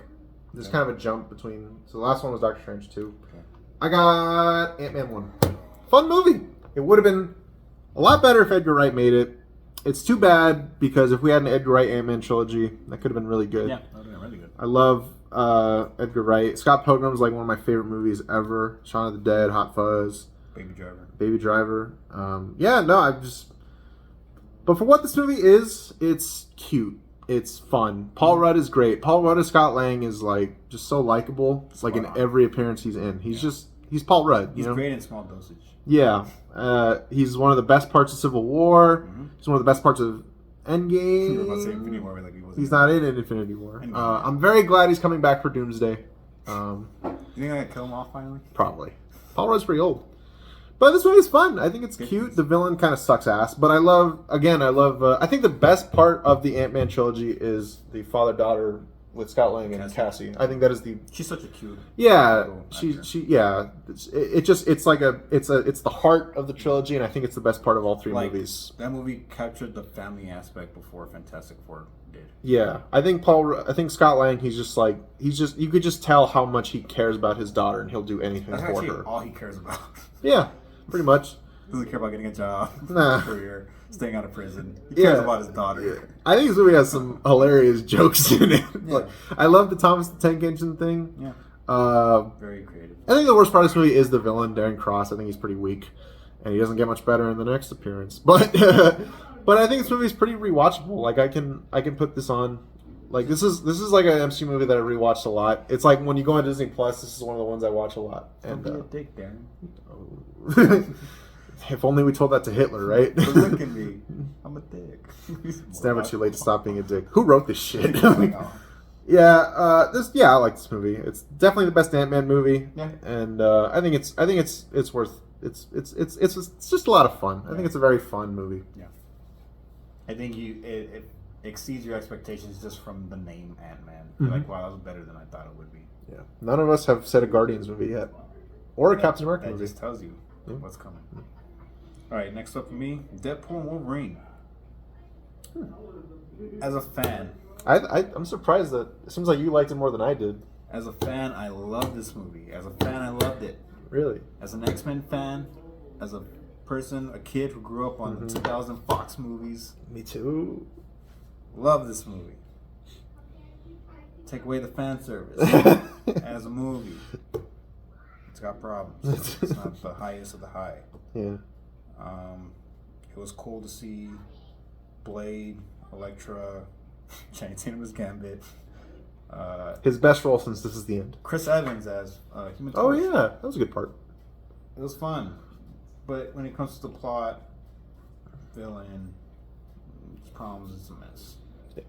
But this movie's just basically saying goodbye to the Fox universe. Hey, Deadpool and Wolverine, get ready for Secret Wars because we're bringing you. Yeah. That's basically what this movie is. Yeah. I did like that. This movie's a fun time. Yeah, it's fun. You have fun. You have a blast watching this. It's a good movie to watch with friends. Yeah, it's a good time. But take away the nostalgia goggles and fan service, the movie itself. Yeah. Great. But I still love this movie as a fan. Yeah.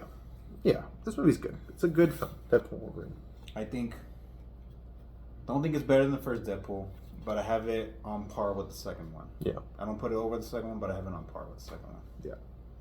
It's fair. Mm-hmm. What's up next for you? Ooh. This might be a bit of a hot take. Got our first Guardians movie. It is Guardians of the Galaxy 3. Guardians of the Galaxy Volume 3 was shitty. No, I'm just kidding. Guardians of the Galaxy 3 was good. But I was like, you know how I said earlier I was like really surprised how much people hated Love and Thunder? Yeah. I was kind of surprised like how much people love this one. Because it was like, I watched it and I was like, it's good. It was a fun time. The Guardians did their thing. Characters are all fun. It was fun. It was a good time. And then at the very end, they just like disband, and it felt like this movie wasn't building to that at all. And then at the end, just because it's the last one, we're like, we gotta fucking wrap it up. You ever seen Community? Hmm? You know how at the end of season 4, Chevy Chase just leaves? Yeah, it reminded me of that. Like, got pissed off. Exactly. Like the season wasn't building up to that, but then at the end he's like, fuck it, I'm out of here. Yeah. And they just had to write something really quick. That's what it felt like to me. It just felt like at the very end they just like had to write in like they disbanded. It just felt so rushed to me. Really? Yeah, just the ending just felt really like, oh, that was it. I was like I remember when the credits started rolling at this movie. My first thought was like, that was it? Okay. I mean, but this movie still has good stuff in it. Like, I love the dance number at the end. The villain is cool. Rocket's backstory is great. Right, this is Rocket's best film. By the way, before fucking this movie came out, everybody was like, Rocket's gonna die. Rocket's gonna die. And I was like, Rocket's not gonna fucking die. They're making it so obvious in the trailer. He's not gonna fucking die. And what a surprise. Brandon was right. Fucking, well, that was kind of douchey. I did think Drax was gonna die, though. I did too, but he didn't. Which was surprising. Because, was it Batista said he didn't want to play that character anymore? Yeah. But this movie's still good. I think it's a good movie. It just like it's like a 7 for me. Like I was just like I really was. Like, when people were saying, like, I love this shit, I was like, really? Like, okay. It was good. But, like, people were saying it was, like, some people have this, like, top 5 MCU, and I'm like, whoa, it's... We'll get to that. It's a good movie. It is. I just didn't, like... I didn't cry. That was another thing. All my fucking coworkers were telling me that they fucking cried. Even my coworkers who I could never even imagine crying. Everybody was like, "Oh, I fucking cried," and I'm like, "What the fuck?" Like, I didn't even come close. I'm like, was it at Rocket's backstory or was it at the ending? And then they were like, "Oh my god, both." And I'm like, "You guys are fucking bitches, man." I'm just kidding. I'm just kidding. but I'm just saying, like, I was like, this movie was like, really? Like, Fucking Superman made you tear up. What the fuck are you talking shit? Because that shit was good. Superman, if Superman was in the MCU, it'd be number 1. Best fucking superhero movie in the last fucking... You have Superman over Superman's Avengers, the shit. Infinity War. Yeah, Superman's the shit. Get the Superman's the fuck outta shit. here. Oh my god, that movie was Alright, good. we're moving on. I'm sorry to any of my coworkers if you're watching this. Well, ex-coworkers, I guess. Ex-coworkers, yeah. So next up I have Shang-Chi. What the fuck? Okay. I came in with this movie with no expectations because I knew nothing about the character. Mm-hmm. And I had a blast watching this movie. I was like, holy shit, do I love this movie? Yes, I do. The fight choreography, I thought was one of the best in the MCU, like outside of like Winter Soldier and like, you know, Grounded. But how they use the rings and that power, I was like, the bus scene, I was like, dude, this is great. I do agree, or I acknowledge the negatives you say with the final fight. Yeah, it becomes a CGI fest. That's a Marvel thing. Yeah. Where, like, yeah, it could have been this personal, grounded, you know, fight between him and his father, and then almost all this shit, this big ass dragon. Same thing in Black Panther. Like, oh, what the fuck? All these rhinos now are here. But that's my biggest complaint about the movie. Everything else, I thought was great. I don't hate Aquafina. Nah, me either. Yeah. Alright. Fair. My next film on my list is... You know what? I'm going to change it. I'm going to edit this really quick. I put this movie too low. My next movie on my list is Captain America, the First Avenger. Ooh, we're pretty close on that. Really? Yeah. That's sick. I was wondering if we were going to get one movie on the same. Yeah. But probably not. Maybe. Alright. So...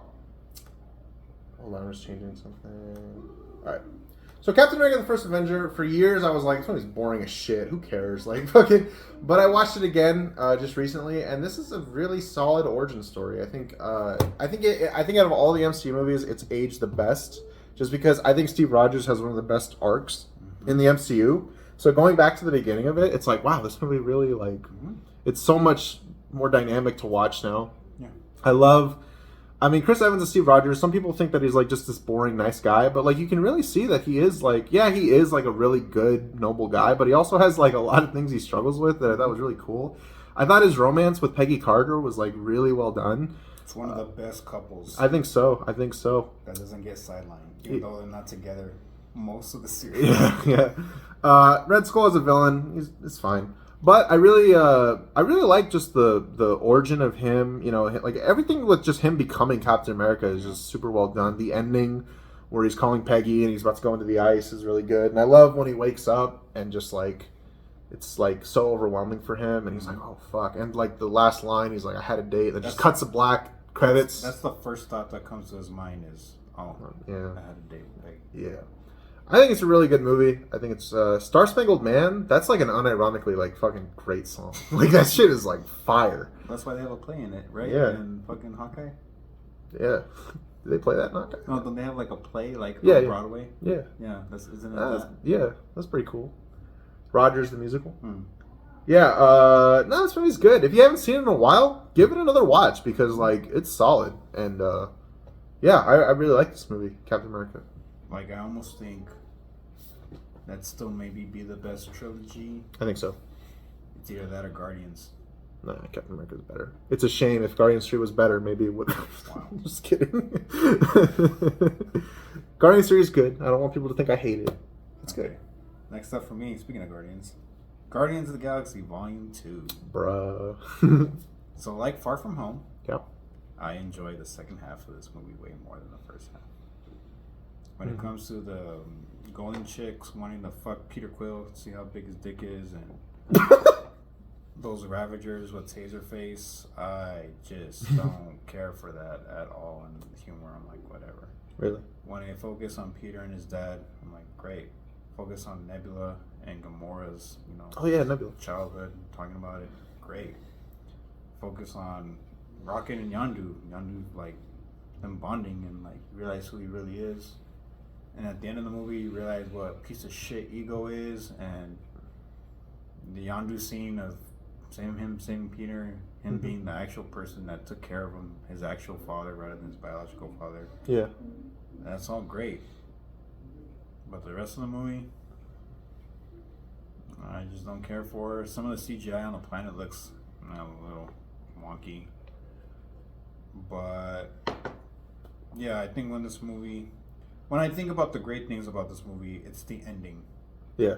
When Ego reveals himself to the end of the movie, that's what I'm left with thinking. The rest of the movie, I love Baby Groot. He was funny, he was cute.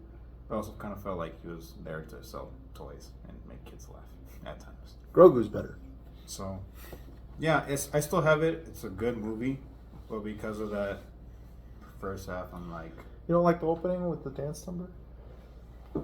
I did, but then that's only, the first 5 minutes? And then you got the rest of the movie. So, it's still high up on my list. I mean, it's at 16. So that's still kind of high. Yeah. But yeah. Nice. I think it's my least favorite of the Guardians trilogy. Alright. It's still a good movie, though, like you said. My next movie, my number 16, is Black Panther, Wakanda Forever. That's crazy. I thought this movie was good. Really good. I really appreciated the arc of Shuri, Letitia Wright. They took this... I just really love that they took this character who was meant to basically just be comic relief, and now they're like, oh, fuck, we have to... Not only do we have to make her the main character, but we have to make her, like, the emotional anchor of this...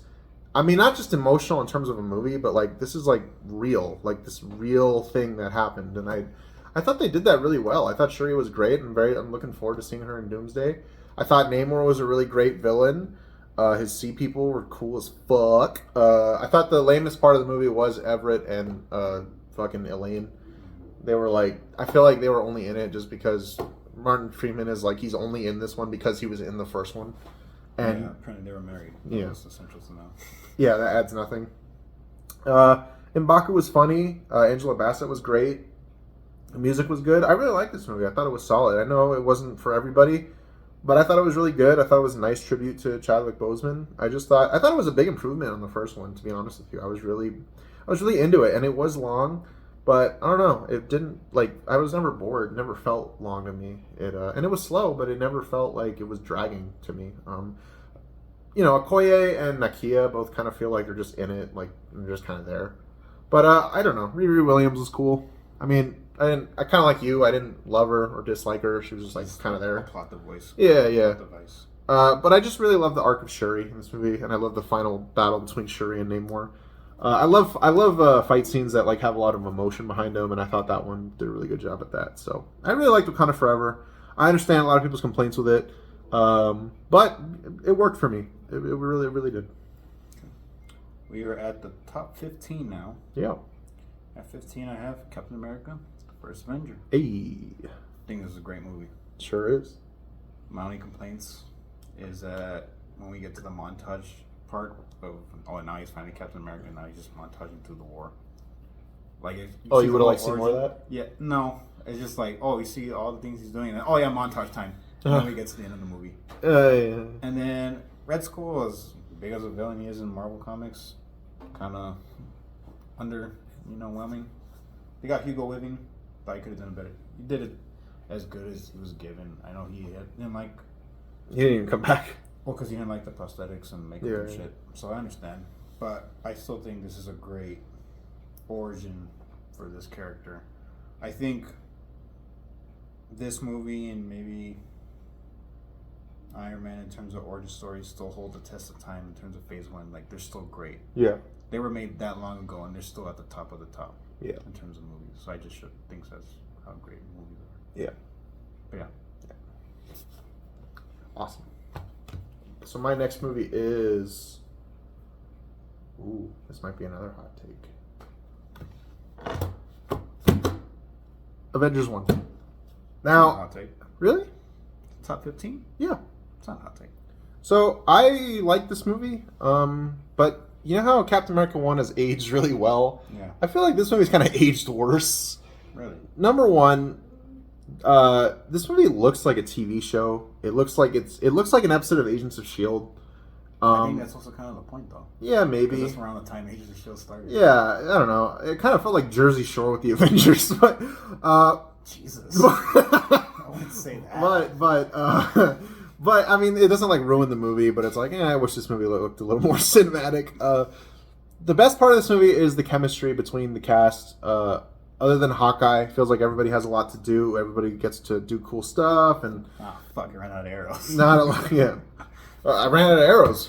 What am I gonna do? But this movie, like, there's not a lot of character development, and that's fine. All their solo movies are. Yeah, it's okay. This movie, I feel like it's like a proof of concept. Like, what if we took these individual movies and then combined them all together? This was a big risk at the time. Yeah. I think it had never been done like this. Yeah. And as a concept, it works, and it's fun, and it's cool. Mm-hmm. I just think Infinity War is that, but it also has, like, so much more. Well, true. Infinity War being so good makes this movie look more quaint. Well, yeah. It's kind of like... You don't get Infinity War without the success. No, I agree. I'm just saying that, like, this, as a movie now, watching it, it's like... Phase 1 and maybe Phase 2 are quaint in comparison to... It's kind of like comparing Mad Max 2 to Mad Max Fury Road. Mad Max 2 is like a lesser version of Fury Road. It's essentially the same thing, but it's like... It's just like a quaint version of it. So it's like, Fury Road just kind of blows... It's not bad, but Fury Road is just like a better version of this. Like, you know what I mean? Logan to X-Men Origins. Well, no, not that bad. I'm just saying, like... Yeah, I get what you're saying. Mad Max 2 is still good, but Fury Road is just so much better. And that's how I feel with this movie. I still think it's fun. It's definitely watchable. It's very funny. Loki's great. This was like the first movie where Loki became like Loki. And it's just fun. Like, it's fun. It's a fun, rewatchable movie. I don't want to shit talk it too much. But... I just think there's a lot of movies they made that are better, which is good. I mean, this is one of the first movies they made. 15, I'm like, that's... Yeah. It's a good movie. It set up a lot of things for the future. Mm-hmm. And, it's rewatchable. It's good. It's just, there's others that I like more than it. Fair. Okay, at 14, I have Spider-Man Homecoming. Okay, sure. That's actually higher than I thought you'd have it. I think this is a good movie. It's a great movie. They changed Peter Parker to a millennial. And I love the Vulture. He's so good. He's trapped in a dead cinematic universe now, though. Yes, and the twist with him... I'm talking about Morbius. The twist with him and his daughter he's the father of the girl Peter likes. Oh, that's so That good. came out of nowhere, and the scene where they're driving and the light turns red to green as soon as he starts piecing it together. Yeah. No one tells it. He just puts it together. Great movie has great sequences with him in Washington D.C. People complain, and I felt like okay, it does make sense about he's maybe Iron Man Jr. And I get it, but I'm okay with it because this is like the third version of this character, so they have to try something new. Yeah. And he's in this world of the MCU, so it makes sense for him to have that connection with Iron Man and him being his mentor. I love the speech Tony gives him, where like, if you're nothing without this suit, then you shouldn't have it. Thought that was a great scene, and then him wearing his prototype suit. Yeah, that's great.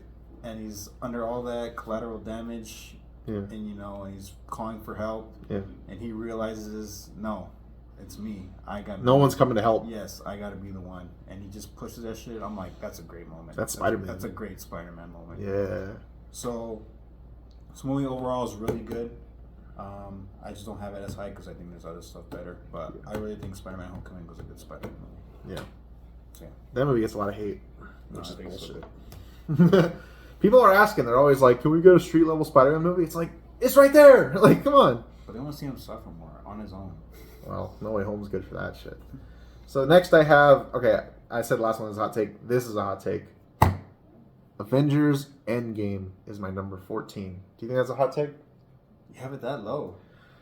I like this movie a lot. You don't think that's a top 10? Nah, no, man. No. Wow. Okay, that's a hot take. Okay, here's the thing. I think everything from Black Widow's death to the end is like perfect. Like, there's really nothing I would change. Okay. Getting there, well, there's a lot of fucking issues. I get in terms of like story pace wise. Yeah. Because all the shit happens at the end. Yeah. But they're recovering from what happened in the last movie, in the beginning of this movie.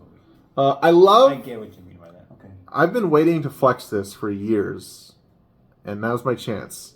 Before this movie came out, I predicted that they would kill Thanos in the first 5 minutes. I predicted that. And I was right. And I bragged the shit out of that to my friends for months because I told them, like, this is what they're going to do. And I was right because I'm a fucking genius. Oh, shit. Anyways, I think the first 2/3 of this movie don't get me wrong, they have good stuff in it. But I just think, like, I feel like we spend a lot of time just kind of sitting around and just kind of like, okay. And I gotta admit, maybe this is a hot take.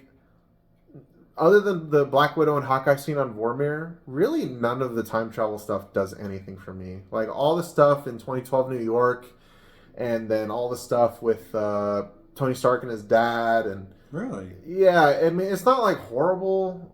And all the stuff with Thor in Asgard, none of it really does that much for me. I think it's like we spend way too much time on that. It'll pull your heartstrings a little bit. The Tony and his dad thing is okay. That one's good, but like Thor and like the time, it felt like we were doing like the Avengers like greatest hits, and I felt like we spent way too much time on that. I did like the first act where everybody's sad. I love that scene where like Scott Lang is like walking around just like trying to figure out everything that happened. I loved, the opening with Tony and Nebula and, but for me, I'm just like, I just think like as a movie, it's kind of like when I rewatch this movie, there's a lot of parts that I skip, which is really not a good sign. Wow. You know what I mean? But don't get me wrong. The last act of this movie is like, it's like, it's amazing. It's great. Tony Stark's funeral, dude. I was a fucking mess in the theater when this came out. Like when Tony Stark's funeral, like I didn't expect because let's be real, we all knew Tony was dying when we went to that movie. See, I thought Steve was gonna die and Iron Man was gonna retire. Yeah, I thought they both. Because it makes more fitting for the soldier to die at war. Yeah, and the man the journey Tony took on this whole series from where he started to where he was being a father. Like, he's changed a lot. I thought, like, he gets to retire and have the family that... I thought it was cool because it tied back to the Iron Man 1 when he said, like, don't waste your life. And he literally gives his life for everybody. I think that's cool. I just thought Steve was the one today.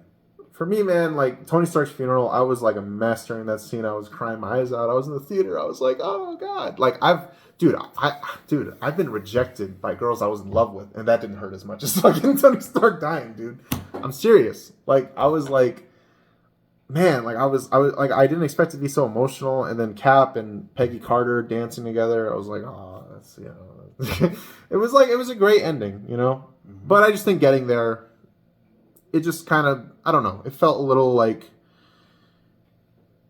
I don't know. It just felt like kind of uneven. Felt like we were going up and down. There was some good stuff, and then when I rewatched this movie, I'm like, there's parts I'm like, we're kind of fucking.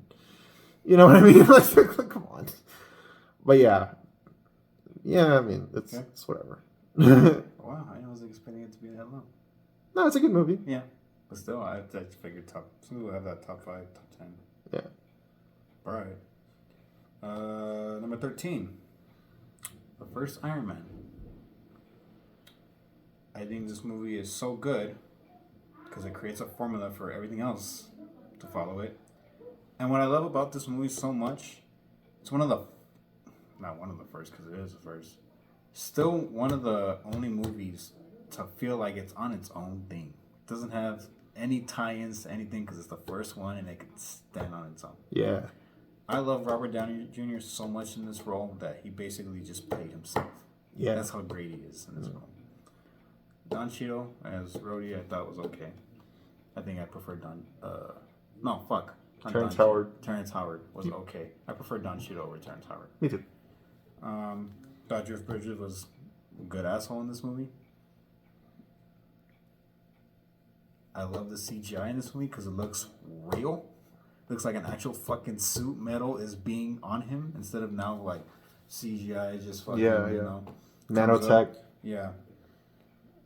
Love AC/DC. Love the little robots he has that helps him. There's just so much about this movie. Yeah, they kind of forget about those as the movies go on. Well, they...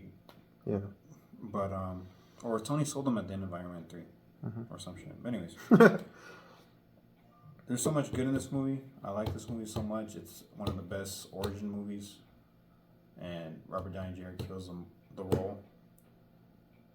And it has the iconic first end credit scene with Mick Fury showing up at the end. There's not much to complain about this movie. And that's why I figure it's way up there. So yeah, that's number 13 for me. Yeah, it's pretty good. So my next film is... Right, 13. Yeah. So my next movie is Spider-Man Far From Home. Wow. You have that over Endgame. Yeah, I don't get the hate. I mean, I kind of do. But when I saw this movie in the theater, it was like so much fun. And whenever I watch this movie, I'm like, Far From Home is fun. Mm-hmm. I understand people have issues with it, but it works for me. Mysterio is great, and I think, maybe I can switch them. I mean, they're right next to each other, so maybe I can put Endgame over. But I like Far From Home, man. My biggest issue, people complain about the Iron Man influence over Spider-Man. I think it's at its worst in this one. I think it's so stupid because Mysterio is like, if you were good enough, maybe Tony would still be alive. It's like, okay, first off, Tony Stark had to die, or else the world would have been fucked. Peter had nothing to do with that. It's like, why are you trying to make Peter feel like Uncle Ben? You know what I mean? Like, yeah, Peter's kind of responsible for that. Does the world know the logistics of why Tony did what he did? Yeah, I think so. Okay. So I just think that's dumb. I think Tony Stark looms over this movie too much. That's my biggest issue with it. Okay. But I think this movie's a lot of fun. I think it's very funny. I think the worst scene is when he wakes up in that prison cell with those guys. I'm just like, why is this in the movie? Like, and then when he drops his pants and fucking that guy takes a picture of it, that's fucking weird. I think his relationship with MJ is cute. You know, it's fun. It's like whatever. I understand why he likes her, but I don't really understand what. No. I'm sorry. I understand why she likes him, but not like why he likes her really. Yeah. Because like she's kind of weird and like I don't know. Like the first girl he was in love with was like nothing like her. You know what I mean? So it's like. Why is he in love with this? Like, kind of. I mean, sometimes that just happens. You just fall in love, and you know. But at the same time, there's like I feel like everybody that like develops a crush on someone, there's like that moment when you realize it, and I feel like it would have been cool if we saw that for Peter. You know what I mean? Yeah. So like I don't know. They just start off the movie like, oh, they like each other now. Yeah. Ned's a shitty friend. He's like a really shitty friend in this movie. Is he not better than Harry? Well, he didn't try to kill him, so... Exactly.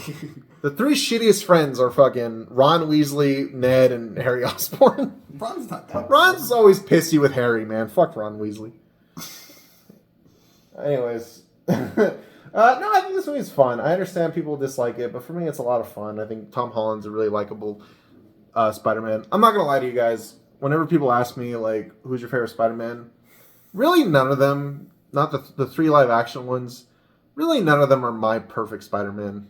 I think the best Spider-Man outside of comics, or the best Peter Parker we've gotten outside of comic books, is either Spectacular Spider-Man or Spider-Man PS4. That's what I think. And these three Spider-Men, I like them all for different reasons, but none of them are my personal Peter Parker. Toby, I don't know. I don't know. So, I think this movie's fun. I think the biggest issue is, number one, the Iron Man thing. And number two, I feel like it feels like a Disney Channel original movie at times. But I still like it. I still think it's good. Yeah. Far From Home. Okay. Better than that TASM 2 horse shit. Number 12. Number 15. Ragnarok. Wow. I thought you'd have it higher. I thought you'd have it in your top 10. Not anymore. Did Love and Thunder like... No, but it was, but other releases came out. Oh, yeah. Okay. So I know what you're talking Thor about. Ragnarok, For this movie, I thought Thor was like an okay character. You know, I enjoyed him for what he was, but he wasn't like any of my favorite of the Avengers. I don't think he was anybody's favorite Avenger. Yeah, and I think Marvel realized that. They're like, all right, we gotta go a totally different direction with this character, and they did exactly that. And they basically took everything away from that character that existed in a fun way. It was like a soft reboot. Yeah, this movie I had such a blast with this movie, exceeding my expectations. I love Hela. She's Oh, a yeah. good villain. The way Odin kind of goes out is kind of like, yeah, whatever. Really? I That thought was Anthony Hawkins was like, all right, I don't want to do this shit. good. It's like, I'm out of here. I thought it was funny when Anthony Hopkins was having to act as Loki. That was kind of funny. I thought the Doctor Strange cameo was cool. You saw him with the yellow gloves. Oh yeah. Him with Loki was funny. I've been falling For for 30 20 minutes. minutes. But I liked every character in this movie. The Yeah. only character I thought didn't have shit to do was Heimdall, but he never has anything to do. Feel bad for Idris Elba. He Me got too. that role. And then, yeah, I liked Hela. I thought Korg was funny. I thought Thor was cool. They cut off his hair. He still looked badass. I love Hulk in this movie. Kind of got a semi-Planet Hulk storyline in this movie.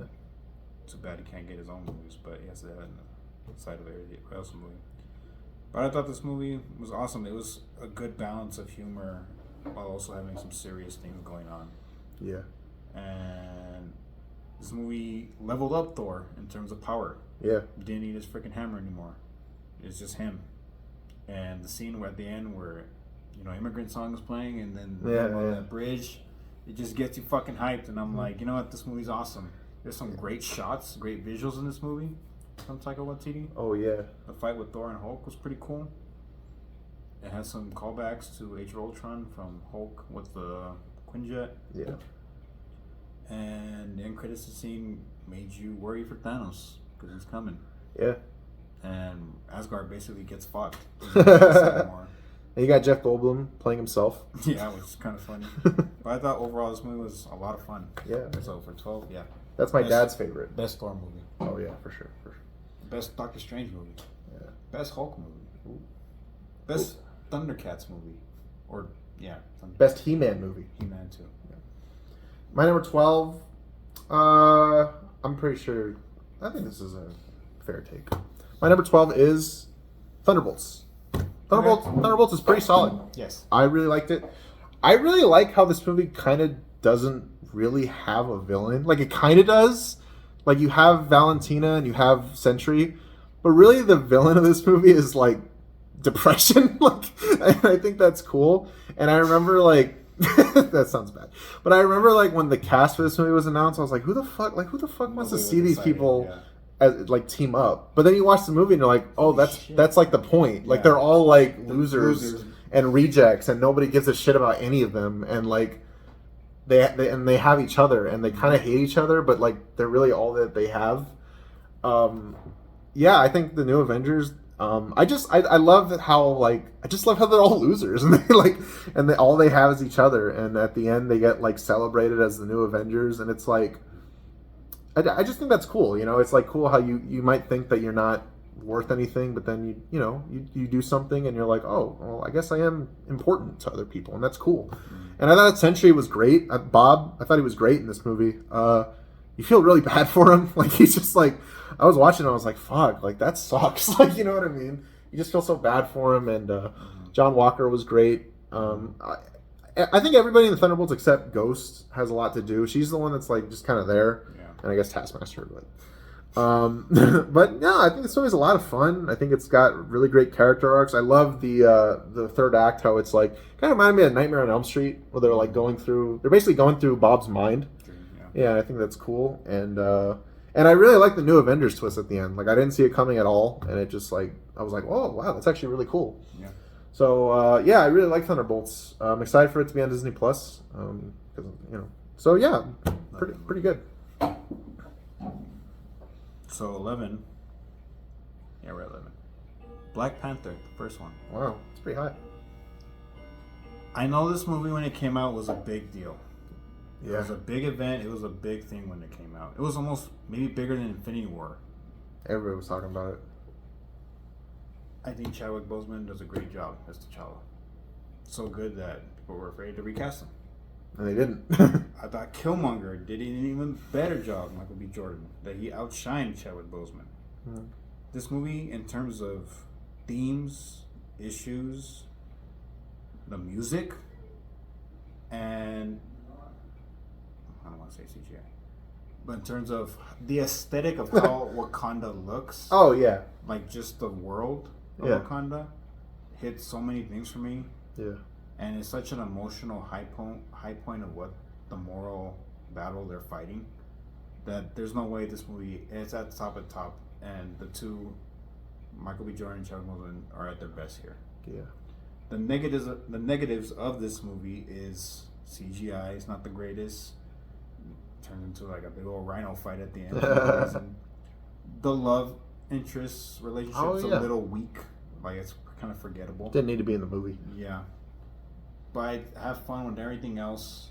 I love Andy Serkis. He gets to play an actual fucking human being in this movie. Too bad they killed him off. Yeah. But the ending with the kid asking, "Who are you?"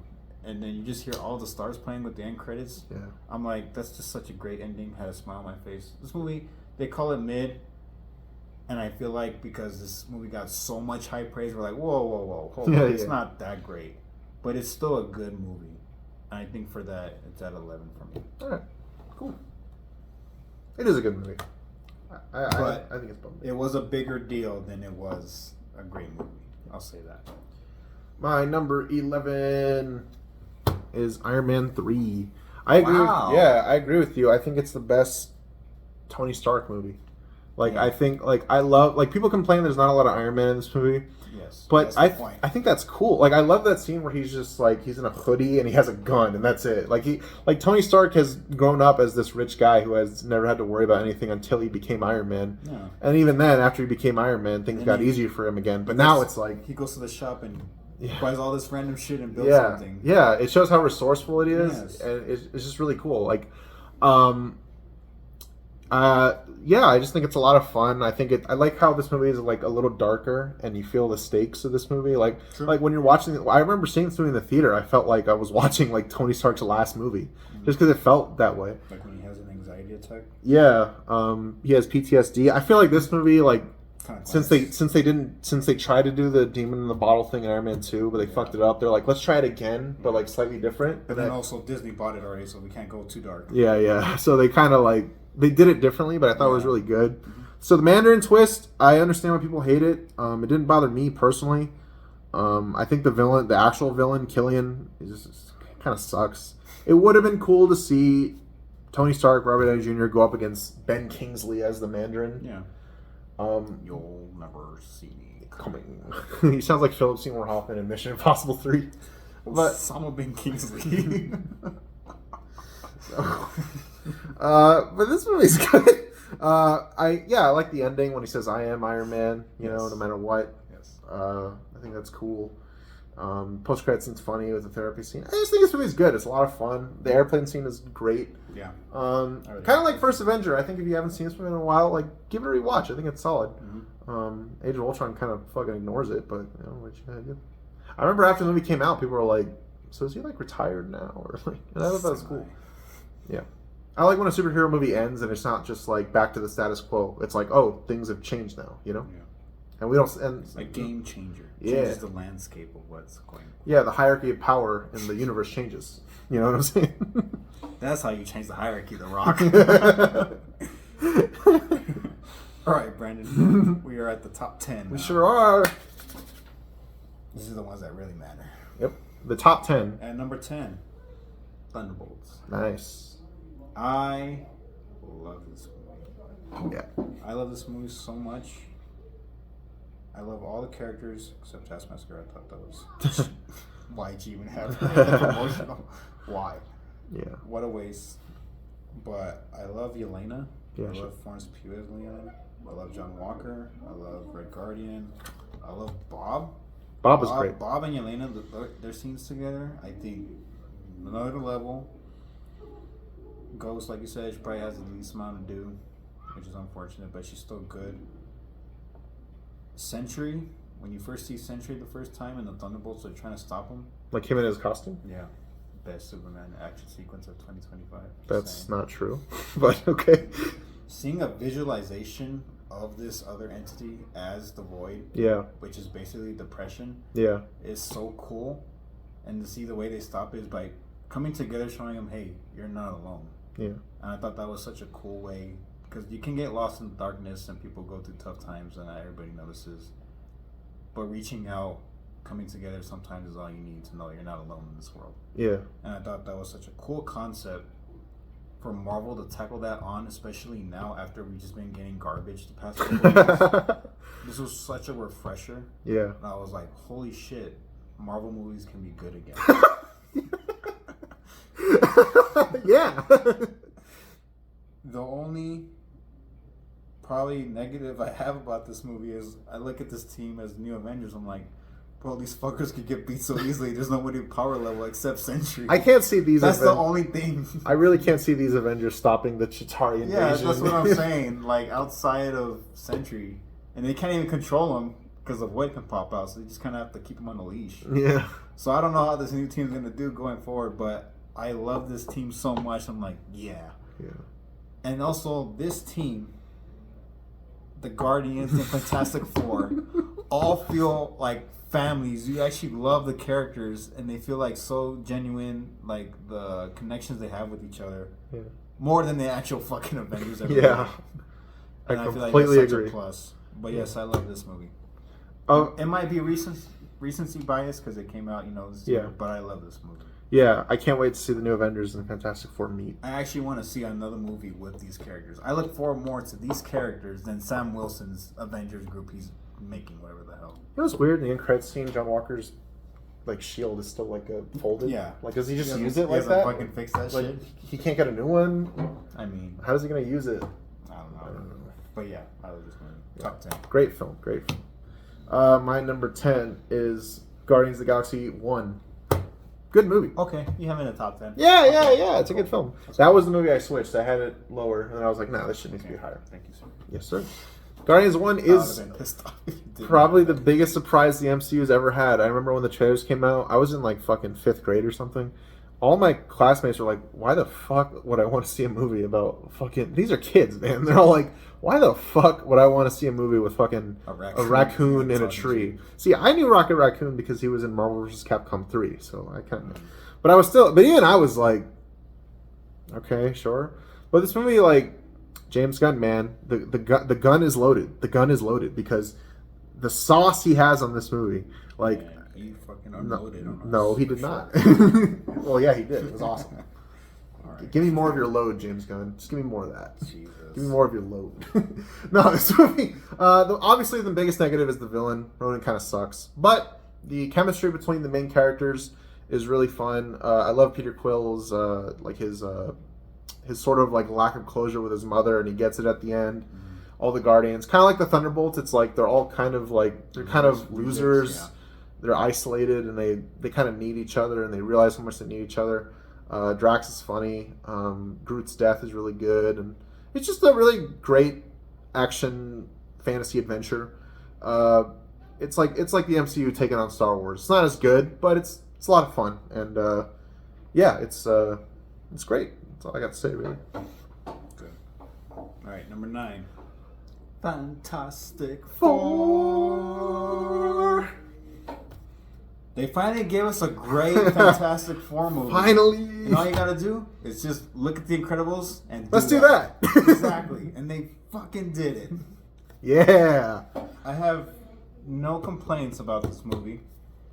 Pedro surprised me as Reed Richards. I don't think he's the best. I think the original's still the best. But he surprised me because Pedro, and I thought he was into it. Vanessa Kirby, best Sue Storm. She was great. Probably maybe the best part of the movie. Joseph Quinn surprised me also. He did good. I think I just still like Chris Evans because I grew up on that one. Yeah. I don't remember that guy's name. Eben Moss Backrack. That dude. As the Thing, I just wish he had a deeper voice. That's all it was. Otherwise, he was great. He didn't have that much to do. Silver Surfer and Galactus were awesome. The black hole sequence I thought was so good. Yeah. Great. Probably the best sequence of the movie. Franklin Richards. Look better than Renesmee in Twilight. That's all you need to do. Herbie was Wally. Good also. Disney or Marvel keep stealing from Pixar. Galactus? Galactus was great. Every shot of him, I'm like, dude, that's a comic book panel brought to life, literally. I love this world they're in, the futuristic 60s, the vibe of it. I want more of that world. I wish I could see more. Mole Man was funny. I want to see a continuation of this. I know the box office is not great right now, but I want to see this family again, and I want to see it grow. The car seat scene was funny. Oh, yeah. Sue's speech to the people in the middle of the crowd, I thought was great. There's so much good in this movie that I was overwhelmed. And the montage they do in the beginning of their origin, I thought was so great. Yeah. Like, it's hard for me to think, is there anything bad in this movie? And I'm like, no. I would want to see it again. Yeah. And I want to see a continuation. And it kind of sucks that they reported in Doomsday Pedro's not gonna. They lessened his role, which is weird because Reed Richards and Doctor Doom are like equals.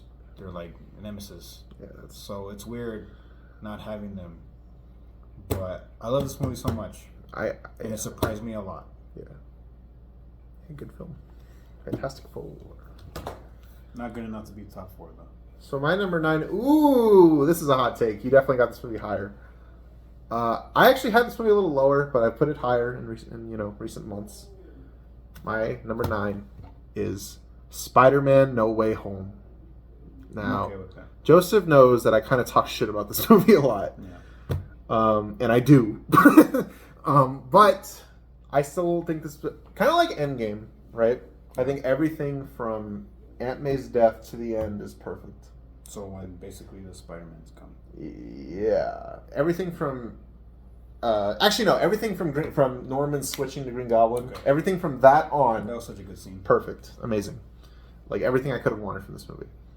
Getting there, there's like kind of like Endgame. I think it's better, but there's like some shit that I'm like, this is kind of bad. First off, I think this movie looks kind of bad, and it was shot during COVID, so they had to use a lot of like blue screen and green screen. So but it just like.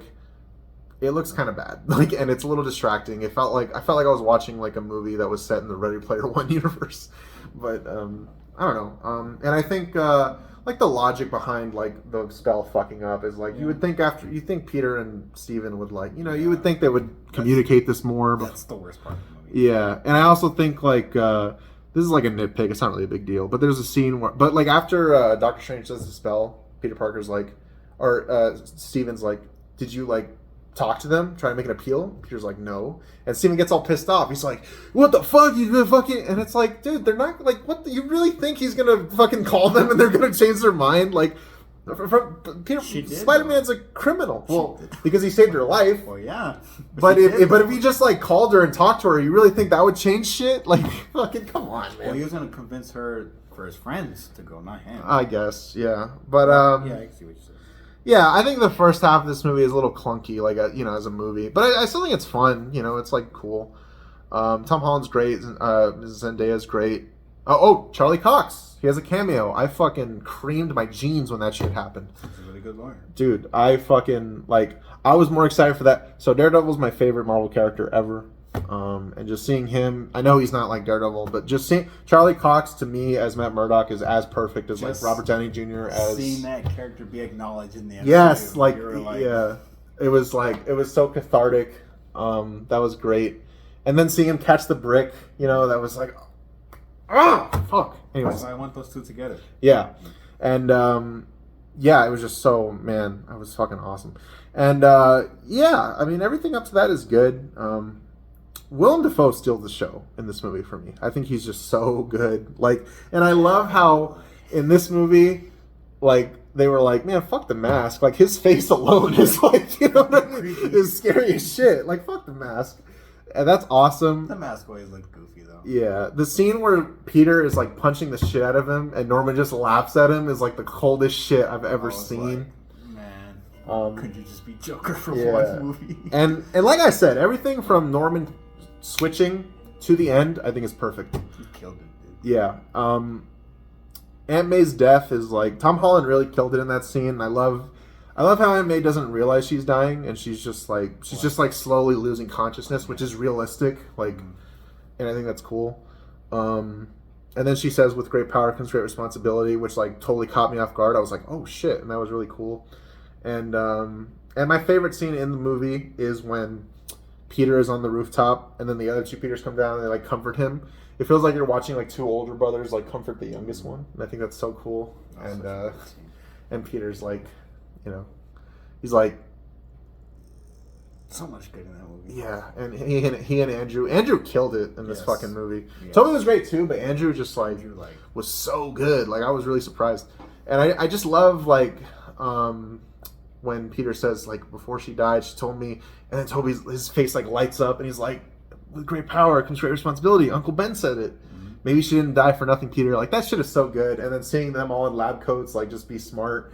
And then seeing Andrew like watch like Peter and MJ together, and he just looks all sad. I'm like, oh this shit, like oh man. And then of course, listen, like I talk shit about this movie, but I'm not gonna act like I wasn't fucking crying As in a the fan, theater. just like, when I saw the three Spider-Man together, I'm like, come on, like okay, I can't fucking be an asshole about this. This is the shit.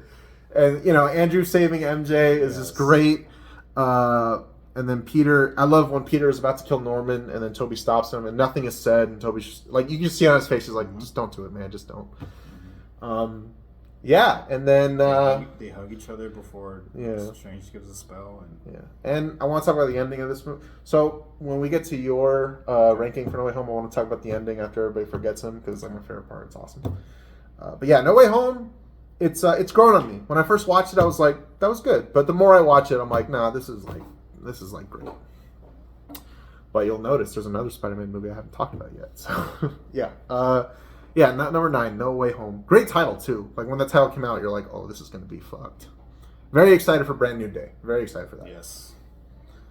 Number 8, First Avengers. Nice. I think the worst part about this movie is the first 20 minutes. Because I'm bored. Oh yeah. Loki comes in. The opening scene is terrible. Yeah, Loki comes in and just looking the way he does. I'm like, all right, and just like, boo, boo. Hawkeye. I'm like, oh fuck, whatever. And yeah, it blows up. Next where he's like, it's time. And then dun dun dun dun, and then there you go. And then everybody in the theater's like, guys, this movie might be bad. Yeah. And then the rest of the movie's great. Yeah. I think Iron Man is still the top at that time. People say that's kind of like Iron Man 4. I understand why they say it because he's the, biggest at the time about that. Steve Rogers, so that was great. Thor. They changed the actors. This is the first appearance of Mark Ruffalo as Hulk. Thought he did okay. I think he's better as Banner than he is as Hulk. Yeah. I liked Samuel Jackson. I liked Black Widow in this. I liked Loki. But overall, the movie was good. I understand why you say like the cinematography isn't like very flashy. It's very kind of like boring shot. Yep. But I love the end fight of them in New York with Chitauri. When he says Hulk smash and he's smashing. I thought that was great. The little pan around shot of them in the circle I thought was so cool with the build up, and Hulk says I'm always angry. Which doesn't make sense because all of a sudden he can control his anger now. And then It's my secret captain. I'm always good. But yeah, I think at the time, like nothing like that had ever been done where you have all these individual characters, their own movies, and you bring them all into one and it works the way it did. If that wasn't a success, we wouldn't have. That movie was so good that everyone's like, all right, every company and studio's like, we got to make our own universe now. They're doing that with the Beatles. So they did it with everything. That's how much of a success. And I think because of that, you have to put it as a top 10 for me. Yeah. DC's the only one where I'm like, well, you guys should do it too. Yeah. But everybody else is like, come on, like when the Mummy tried to do it. And, this movie introduced us to shawarma. Yeah. Never had it. Never had it either. I love in the end credit scene when Thor's just fucking stuffing his face with that shit. But yeah, still a good movie. Sick. My number 8 is Fantastic Four. Fantastic Four, the newest one. So we just made a review of it, so I don't want to repeat myself. But I saw this movie again, actually, in the theater after we did our review, and I actually liked it more. The cast is great. They feel like a family. I love how they did the Incredible Hulk thing with the opening montage. Galactus is great. Shala Ball was awesome. Everybody in the cast was wonderful. Vanessa Kirby, I think, is like the heart and best part of this movie. Mm-hmm. And like I said, I wish Ben Grimm got a little more to do. I like that this is the first Fantastic Four movie to acknowledge that he's Jewish. That's pretty cool. And yeah, just really fun, cool credit scene. Very excited to see the Fantastic Four come back. I think they just shot all of Pedro's scenes first because he's so busy. I think he'll be in the movie a lot. And everything, man. Yeah. Touching everybody too. What? Anyways, I haven't seen Eddington yet, but I heard that was good.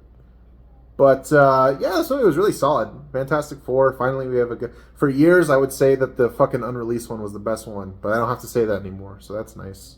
Yeah. Good movie. That's all I gotta say. Number 7, Spider-Man: No Way Home. Hey, nice. I thought it'd be in your top 5. Okay. Spider-Man is my favorite Marvel character. I grew up on the Tobey ones. Yeah. I liked Andrew Garfield as Spider-Man. I love the movies. I liked them before they were, but they weren't the greatest movies. Yeah. I love Spider-Man. I saw the 90s show. I saw Spectacular One. Spider-Man's my thing, dude. Yeah. So when I heard about this movie and what they were planning on doing, I was like, holy shit. This is either going to be the greatest thing ever or it's going to be really bad. But I mean, The Flash kind of showed us what it would be like if this movie was bad. I remember the week it was going to come out when we were working, dude. It was fucked And up. I just remember the excitement. The day I saw it, it was December 11th, 2021. And I was just so freaking hyped. And I saw it by myself in the theater with just a bunch of fans, and I was like, dude, this is like the best experience. And I got to enjoy it myself. Yeah. From the very beginning, when I saw Charlie Cox's Daredevil, I got so fucking hyped, dude. Like, I wanted to scream. Just how great it was. Did your theater react to it? Yes. Mine did too. Yeah. And I didn't expect them to. No, yeah. I was like, thank you. They brought back Willem Dafoe, Yeah. Alfred Molina. Those are like the 2 best villains that have ever been done in Spider-Man. I'm like, you brought them back, and they both killed it again. They de-aged Alfred Molina, but I didn't even notice the first time I saw it. Yeah, they both killed it. Yeah, they did. They brought back Sandman. They brought back Lizard. I'm like, okay, they're not the best written villains or whatever. Electro was funny. They brought back Jimmy Fox and Electro and did them better than Amazing Spider-Man 2. I'm like, they should have done that the first time. When Aunt May, that scene you said with Willem Dafoe, that whole scene, dude, his acting. Yeah. When he just turns and he's like, that spider sense. It's a neat trick there. Yes, I was like, dude, this guy is like so fucking good. I was like, what the hell? Yeah. And just how terrifying he is and how powerful he is as the Green Goblin, just beating the shit out of Tom Holland's Spider-Man. Yeah. Like, I actually feared for him, like, dude, he's gonna lose when he's just punching him, just waiting on him, and he's just laughing it off. I was like, holy shit. Fuck. When he killed Aunt May, it hit me. Yeah. Not because of Aunt May, because of Tom Holland's reaction. Yeah. He sold that scene. Because the connection with him and Aunt May, they always played it off as like, she's hot, da da da da da da. They never had like a real bonding connection where she was like, the Aunt May that everybody loves and knows. Like, compared to the original Rosemary Harris and at least Sally Field. Sally Field was kind of underused in those movies. Yes. And then the scene after where Toby and Andrew come in those portals, man. Yeah. I'm just like, you have a big old face from that point to the rest of the movie, dude. Yeah. The rooftop scene you're talking about. Yeah. And that's so good. He's just so pissed off. He doesn't want to hear them talk. Mm-hmm. And they're just talking about how he let down Uncle Ben and how he, let Gwen die, and they both have to live with that. And like you said, when you see them being the scientists, so figuring out the Peter Parker aspect that they are smart. Yeah. And the whole Peter scene where they're pointing at each other. And at the end of the day, they're trying to, cure them, not kill them. Oh, yeah. I forgot about that. That's awesome. That's so Spider-Man. When MJ fell, dude. Yeah. And Goblin took Tom Holland's Spider-Man, and you just see Andrew Garfield just yell in pain, going after her and save her. That acting, I was like, that made me tear up, dude. Yeah. Like, the fact that he's like, I saved this one, but I couldn't save Gwen. Yeah. You see it on his face, because even MJ asked him, are you okay? He's... Yeah. And I was like, dude, that is peak Spider-Man right there. And then at the end, when Tom wants to kill Willem, and he's like, "Attaboy." He wants that rage. That's he wants so him to good. kill him. And when Toby stops him, that just made me think of Spider-Man 3 when he tells Aunt May that Spider-Man killed Sandman. And she's like, Spider-Man doesn't kill. Yeah. And Toby remembered those words and carried them on. And he stopped Tom Holland's. Yeah, it's pretty good. And then the rest of the movie, when they say goodbye, to where he forgets everything because everybody knows his identity, to his final swing of him in New York, made his own homemade suit inspired by Andrew and Toby's, probably one of the best looking Spider-Man suits ever, and with the snow falling. Yeah. I was just like, dude, this was such a good, like, homage to, like, Spider-Man fans. They gave him everything they wanted and more. Yeah. The only complaints I have about this movie, it has to do with Doctor Strange magic. Yeah. Because I feel like Doctor Strange is so out of character in this movie. He wouldn't allow this shit to happen with this spell. And all the magic stuff kind of has to go along, otherwise we wouldn't have a story. Kind of has to happen. But, and then Spider-Man beats Doctor Strange. And because, you know, plot armor, it's his own movie. I don't think Spider-Man would be able to beat Doctor Strange, especially in his own Yeah, the mirror dimension. dimension. Yeah. That's the worst part about the movie. And that's why it's not a top 5. Yeah. And I acknowledge this is nostalgia based. I get it, and they know that too, and they're playing on it. But they do it in such a good way. They're still furthering Tom Holland's story because this continue on. He remembers this happening. Yeah. This trilogy is Tom Holland's Spider-Man's origin. It's not just one movie. It's this whole trilogy. Yeah. I think I said everything I need to say. I love this movie. Yeah, it's As a really Spider-Man sick. fan, this kicked ass. Yeah. I don't think it's the greatest Spider-Man movie. I still think it's Spider-Man 2. And I think Across the Spider-Verse is better than No Way Home. Yeah. But this movie did a lot. Yeah. I wanted to talk about him forget it. I saw a dog shit take on the ending the other day. It was on TikTok. And this guy, I think his name is 3C Films. You ever heard of him? No. He's like a TikTok movie guy. Anyways, he's like, the reason that Peter made everybody forget him is because the filmmakers knew they fucked up with the first two, so they had to reset everything, like a soft reboot. And I'm like, are you fucking... Okay. No. Opinions are opinions. That's cool. No. But it's not a reset. It's a character arc. The first two movies are building up the people in his life, his friends, what he does this for, him turning from a boy to a man. His origin story. Yeah. So this third movie is him losing everything. Yes. It's the death of Peter Parker, essentially, so that Spider-Man can live on. Because one of the biggest points of Spider-Man is that to be a hero, you gotta sacrifice a lot. Yes. You gotta sacrifice, in a way, like some of your, like, not humanity, but just like your life, essentially. That is what makes Spider-Man Spider-Man. Yeah, you can't. Yeah, and you know what? Like one thing that this movie does really well, that the game does really well, that the Spider-Verse movies do well, is that it shows that being Spider-Man sucks. Like it really does. You know. Like doing all this good comes with a cost. Yeah. But I'm still gonna do the good no matter what. Yeah. So him everybody forgetting him is like him, like he makes the ultimate sacrifice to finally truly become Spider-Man, because that was one of the big issues people had, was that like, oh, he doesn't have to sacrifice anything, he hasn't lost anything. He literally loses, he essentially everything. It's like, imagine if everybody forgot you. That would suck. You know what I mean? So like, I love that scene where he goes to the coffee shop and MJ's there and they're talking and he's about to tell her, but then he sees the cut on her head, and it's like, me being with her in her life, that's what causes. Yeah. And one of the things you learn growing up in life is that sometimes, like, when you love someone, you'll kind of hurt yourself in order, if it makes them happy. You'll make sacrifices for you if it makes that person happy.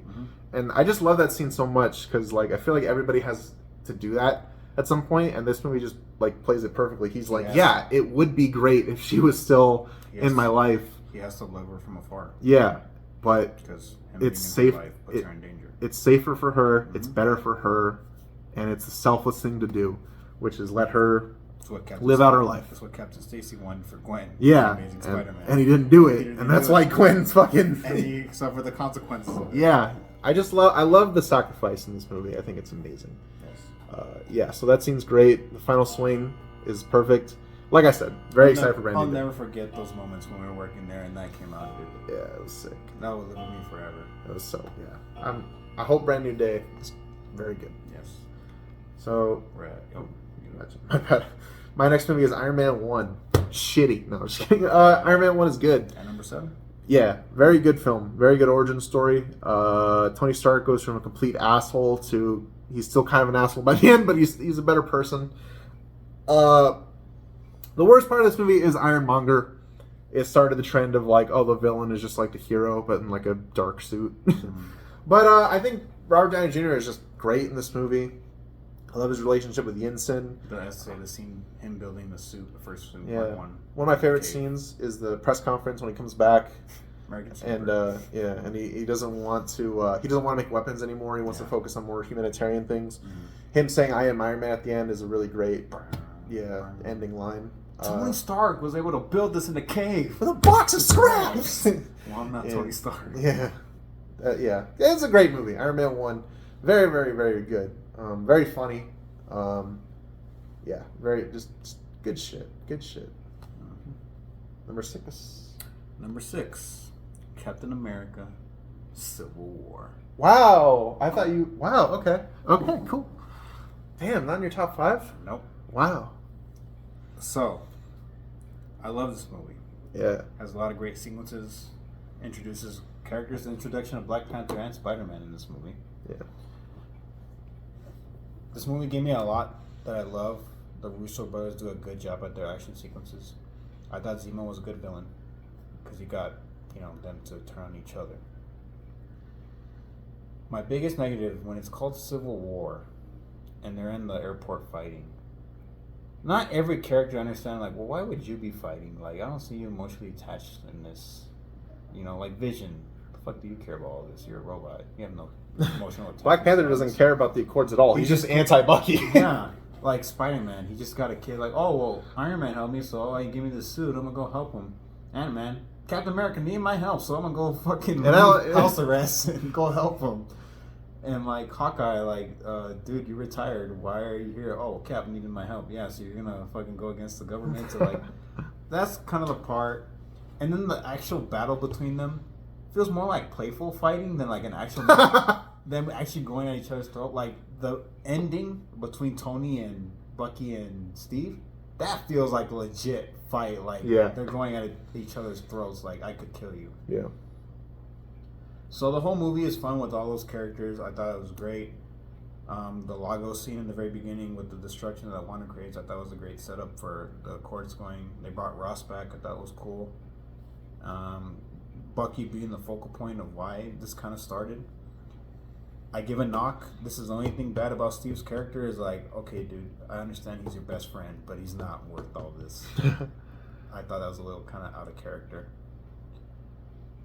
This scene is at its best is at the very end, when the reveal of the twist is that Bucky killed Stark's parents. Yeah. What team were you when this came out? I was Team Cap. When this movie came out, and to this day, I am Team Captain America. Okay. I was Team Cap the whole movie until that scene happened. Really? Because at that scene, I'm like, dude, I get it. Yeah. When Steve has like Tony in a chokehold or something, and he's like, it wasn't him. He wasn't under control. And Tony says to him, I don't care. I don't care. He He killed my mom. I was like, in that moment, like, dude, I get it. Like, all that anger, all that resentment, all that loss. Like, seeing the killer right in front of you, like, oh, I'm going to kill that fucker. I don't care. I totally get it in that moment. Yeah. And I thought, the scene after with T'Challa talking to Zemo, like, I almost killed the wrong man today. And you let, fucking, because his family was killed in Sokovia and Ultron. And he's like, you let vengeance consume you, and I'm done letting it consume me. So T'Challa realized, he went on an arc himself that like, oh, what I've been doing wrong, I'm going after revenge. And I thought that was a great moment too. Tony giving up being Captain America, I thought it was a big moment. You mean Steve giving up? Yeah. Oh, yeah. My bad. And leaving the Avengers and being on his own, away on the run with Falcon and Black Widow for some reason. But the Avengers were basically disassembled, and I thought that's a big moment to have leading up into Infinity War. That's why they lost. Yeah. But this movie hit a lot of great points, set up a lot of good things. It did set up a way better, and it is a better Avengers movie than it is Age of Ultron. At times, this movie kind of feels more Avengers than Captain America centric, which... I think the Bucky stuff is the most Yeah. like Captain America. But I think overall, this was great. I think my negatives are is like, when it comes to the other members joining their teams fighting, I'm like, I don't see why your guys are fighting, and it seems like playful fighting. Like, oh yeah, we're just fighting, just cause. We're still friends, like right? when Hawkeye and Black Widow are fighting, like, you gonna go easy on me, right? It's like, depends how hard you hit. Like, why would you be joking about that, Scott Lang spent a whole movie trying to get away from being a criminal. Yeah, so And then as soon as Captain America calls him. I just thought the stakes outside of the end fight, I'm like, it's not that grand, they're still cracking jokes with each other, like, But yes, 6 for me. Good. Nice. My number 6 is Thor Ragnarok. Okay. Fucking awesome. Okay. This movie is hilarious. It took the Thor character and Made him good. made him good. Like, I didn't hate him in like all of his other appearances. Like, he was fine. He was just kind of like whatever. But in Thor Ragnarok, they turned him into like just a hilarious, endearing. People say they made him dumb, but it's like I don't think he's any dumber than he was in the other two. I just think that now that he's goofier, it makes him seem dumber, but he's really not. I think he's just hiding his pain now with humor. I think so too. And I love how even though Thor was goofier, he's at his most like badass in this movie. Yes, and powerful. The first fight with Hulk, he wins. Mm-hmm. And then the immigrant song at the end, and then him realizing he doesn't need a fucking hammer, and it's awesome. And I really think him like getting Surtur to defeat Hela, it shows how smart he is, and I think that's really cool. I love when heroes win by doing something like really like cunning. By outsmarting. I think that's cool. The new Fantastic Four did that. Yes. And so this movie's just a lot of fun. It's very rewatchable. Fucking Jeff Goldblum is so funny. The hardest laugh I think I've ever had in a Marvel movie is when Bruce Banner jumps out of the plane and lands on the Rainbow Bridge. You're expecting this big grunt. Yeah. Like, all right, buddy. Because that's what they do in Incredible Hulk. And in this one, it's like, it makes you realize, like, oh, it kind of does take a while to turn like realistically, he should have died. Yeah, that is so funny. Valkyrie's great. I love the scene of her origin. That shit is so good. My only complaint, it's like a nitpick, but when Thor gets his eye cut off, you can just see that Chris Hemsworth just closed his eye and they just like painted it black and it looks kind of shitty. But other than that, I think it's a great film. Loki's funny. This movie's just really rewatchable for me. Really fun. It's too bad Love and Thunder really made people switch up on this movie because I still think this movie's great. But all right, guys, this is the top five. Avengers Endgame. Number 5? Yep. Ooh. I told this. You like it better than No Way Home? I have to give its props more. Yeah. I told this to Brandon. Yeah. Anybody that's seen Breaking Bad, right? Yeah. There's the 5th season. There's an episode called Ozymandias, and then it's like 2 episodes before the finale, right? Yeah. Ozymandias, I don't want to get spoilers for anybody who hasn't seen it, is probably one of the best made episodes of all time. Just of television, not Breaking Bad, just TV in general. And then there's the finale called Felina, which Yeah. is great too. I look at Infinity War as Ozymandias, the best episode, best movie, and I look at Avengers Endgame as a good finale. Endgame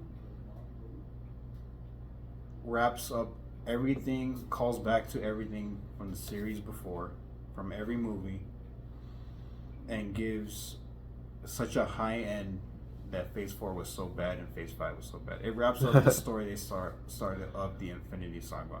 Every character arc ends and wraps up perfectly, I think. The movie itself, in terms of pacing, is not the greatest. I acknowledge that. But like the first, hour and a half, they're not doing much. But the ending, the action, all the payoff, all the characters coming back, the on your left, and Avengers Assemble. That's pretty good. Like, hearing the theme song and you see all the heroes popping up with the portals, like, I don't know one person that didn't get hyped in that moment, dude. Yeah. That was such, like, a peak Marvel moment. Yeah. Cap wielding the hammer Oh And yeah, Thor says, "I knew it." that's so good, dude. My theater fucking erupted, dude. When Black Widow died, sacrificed herself, it was sad. When Spider-Man comes back and Tony just looks at him and he's talking and he just gives him a hug. Yeah. That's one of the main reasons why he did all this. yeah. The talk Tony has with his dad, Steve going back and seeing Peggy another time, Thor seeing his mom the day she dies but not being able to tell her. Like, there's just so many great moments. You know, Ant-Man with them in the Stark Tower, you know, that's America's ass. And they're trying to get the Tesseract when Cap says, "Hail Hydra." Oh in yeah, the that's a elevator. good scene. There's just so many great moments in this movie that can't be ignored. The movie itself probably is not the greatest, but there's so many great moments. The ending of Tony just saying, "I am Iron Man," snapping his fingers. Mm-hmm. I think booking end from the last time he said, "I am Iron Man" in the first Iron Man. Yeah. How far we come, of how he's a father, that he sacrificed himself. His funeral and every single person there is there, and they have an homage to the first arc reactor he had. Oh, That's just yeah. proof that Tony Stark has. They brought the kid from Iron Man 3 back. I love that they Yes. remembered that. When Steve goes back in time to put back all the stones in the hammer, and he comes back all old. He lived his life. He looks like Joe Biden. Yes. He passes down the shield to Sam, and Sam asks him, "Can I want to tell about her?" And he says no, and you just see him all happy with Peggy dancing. He finally got the dance. He finally lived his life, and you just can't help but cry that he got his happy ending after everything, being alone from everyone, men from a different time. Everybody, there's no way you don't get emotional. This the highest high you can almost get. And that was such a great ending that people thought, we don't need a phase 4. We don't need this to continue on. That this should have just ended there. Yeah. Which, maybe looking back now, we can kind of maybe agree. Maybe. But that was such a high, I can't see that not being in top 5. That has so many great moments. Yeah. Thanos coming back as a younger version, more hungrier version, more pissed off version. Because it's from a different time. Yeah.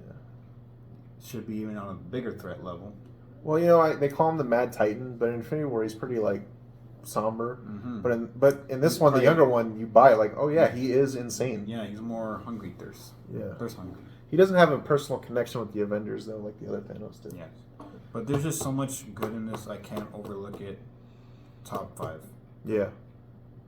What did you want to talk about? Well, I want to talk about the Thanos thing, but I wanted to ask you because this is kind of a divisive thing. What do you think about Thor? Him being fat. Him being fat Thor? Yeah. Mm.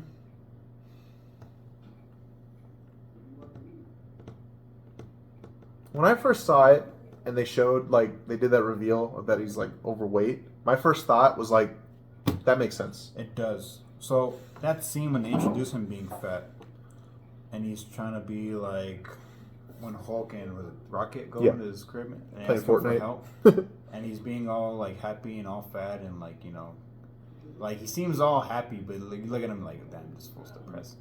And he says Thanos, and you just see Thor's face change, and he's like, don't speak that name ever again. Yeah. Like, you can tell he hasn't gone over that, and you can tell this is how he's coping with it. Mm-hmm. So I'm like, you know what?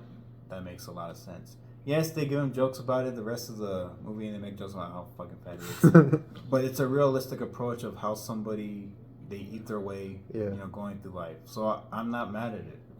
I'm okay with it too. I do have one issue with it. It's that all the other Avengers, instead of like trying to help their friend, they all just kind of like laugh at him and make fun of him. And it's like, if one of my friends was like really mentally troubled and like gained a lot of weight, like I'd be pretty sad. They do and they don't. It kind of makes the Avengers look like jerks. So like Hulk and Rocket do comfort him at the beginning, and then when Thor goes on a tangent talking about Jane, they're like, all right, buddy, it's okay, sit down. Yeah. And when Thor wants to be the one to snap his fingers, like, no, it's like, it's okay, you're not the one, that Banner. Like, so they do kind of comfort him, but they're also going to be the same around him making jokes. Yeah. I guess so. Yeah. So I never had a problem with it. A lot of people did. I didn't really like Smart Hulk that much. I thought that was kind of... Oh, yeah, and they introduced Smart Hulk. I thought that was kind of dumb. I mean, it was cool that he got to be the one to snap his fingers. Yeah, that made sense. and they built the Iron Man Infinity Gauntlet. I was just like, there's like so much in this movie that you can't like not like, you know. Yeah, no, it's great. But yeah, I like when he dabs. That's pretty good. All right, my number 5 is Captain America: The Winter Soldier. I'm leaving. What? No. Top 5, okay. Yeah. Winter Soldier is great. It's different from the other two Captain Americas. It's like a spy thriller. This is what the Black Widow movie should have been. Yeah, spy espionage. Yeah. I love how Shield is taken over. I love Cap and Bucky's last scene where Bucky's like, you can tell that like he's like kind of breaking out of his mind control, but he's trying to like avoid it. He's like, stop, and Steve's like, you know, like he's just letting him hit him. I'm with you to the end of the line. Yeah, good stuff. I already knew Bucky was the Winter Soldier before the movie. Yeah, surprisingly, like a lot of people didn't, which was like, really? But Cap wasn't that popular. Yeah, I guess not. I knew it from the cartoon. But yeah, no, this movie's really, really, really good. I actually thought Nick Fury was dead the first time I saw it. I was like, oh shit. Yeah, no, this movie is just really solid and entertaining. And you know what? Before this movie, Captain America, everybody was like, yeah, he's cool. He's a nice guy. I mean, badass. This movie was like, oh shit, Captain America's badass. Yes. So yeah, that was awesome. Yeah, no, this movie's great. I think my only issue is probably, Robert Redford as the villain. He's like, all right, he's okay. I thought he could have been better. But other than that, there's also another thing. It's not really this movie's fault, but the line where Nick Fury says, last time I trusted someone, I lost an eye, is kind of ruined now. It's like, that line's kind of not really as impactful anymore, but, you know. That's Captain Marvel's decision. Yeah, it's not this movie's fault. But yeah, number 5, Winter Soldier. Number 4, Guardians of the Galaxy Volume 3. What? That high? Yes. God damn. I'm actually curious to hear this. I love Guardians. Yeah. I think James Gunn struck gold with this because I knew nothing about this group. They're like C-D list characters from Marvel. And this movie, I think this is the best villain of the trilogy. No. And this movie wraps up all these characters' arcs so well. It made me emotional to say goodbye to this group. Because not only was the Guardian saying goodbye, but also James Gunn is saying goodbye. Yeah. And to see everybody's arc by the end of this, my favorite characters are Rocket and Nebula. Yeah. I would have never said that from Guardians 1. To see where they came from now. They were the only two Avengers or Guardians that survived the... Exactly. I was just like, there's so many payoff moments. We finally hear Groot. Oh, yeah. That was good. Rocket's backstory made me tear up. I'm one of those fucking coworkers he's talking shit about. Pussy. No, I was just kidding. I love Quill's end arc that he finally returns to Earth. He's not running away from home, from his problems anymore. He finally runs towards them. Mantis finally grows a pair and she takes on her journey. She's not a slave to anybody, or she's her own person now. Dave Bautista's Drax, from the very first one, he lost his daughter and he was revengeful. And Nebula said it best, you weren't born to be destroyed, you were born to be a father. Yeah. And you see how he is with kids. Yeah, that was pretty good. Nebula herself. Dude, talk about a character growth. Yeah. Jesus Christ. I think I like her more than Gamora. Honestly. I do. I think she's great in had Endgame. One of the best character arcs of the whole MCU. Groot, I guess I don't have much to say about because, there's not much character. But I enjoyed Adam Warlock. He's funny. Seeing Adam Warlock in this, I'm like, actually gave me hope for James Gunn doing Superman. The hope didn't last long. No, and then he delivered on that. Yeah, sure, whatever. Again, I enjoyed the villain. I enjoyed the soundtrack. There's so many moments when they go on that weird planet that looks like Goop or whatever the fuck. The one with all the animals? No. One with Nathan Fillion. Yeah. There's so many funny moments that's not forced upon you. It's just generally humor.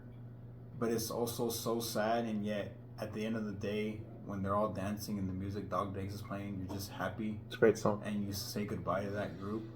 I thought, this is such... How Avengers was, Endgame was a payoff to the whole MCU. This was a payoff to the Guardians specifically. And I just thought, I couldn't have written it better, and I loved it so much. Yeah. It hit so many beats for me. The next movie I'm going to say, it's going to make sense after this. Okay. But that's my number 4. Yeah. James Gunn made a better movie 2 years later, but no, I'm just kidding. I'm just kidding. No, that was good. Maybe I should give the movie a rewatch. I will say this: it's not a fun watch with whole Rocket's backstory. It is emotional. I'll say that. Yeah. My number 4 is, and this is a hot take. I think you might be surprised with this. Spider-Man: Homecoming. Now, let me say right now, this is not my favorite Spider-Man movie, even though I think this is the best MCU Spider-Man movie. My favorite Spider-Man movie is Across the Spider-Verse, and I think Spider-Man 2 is better. I think Into the Spider-Verse is better. Yes. And maybe on some levels, No Way Home is better, even though I have it lower. Yes. But Homecoming, to me, it was such a breath of fresh air, because the last Spider-Man movie we got, which was The Amazing Spider-Man 1 and 2, they tried to make him like fucking Twilight Spider-Man, and I don't blame it on Andrew, but those movies were just fucking really bad and just messy, and they tried to do too much, and they had their moments, but they were just like, I just hated them. I just fucking hate them.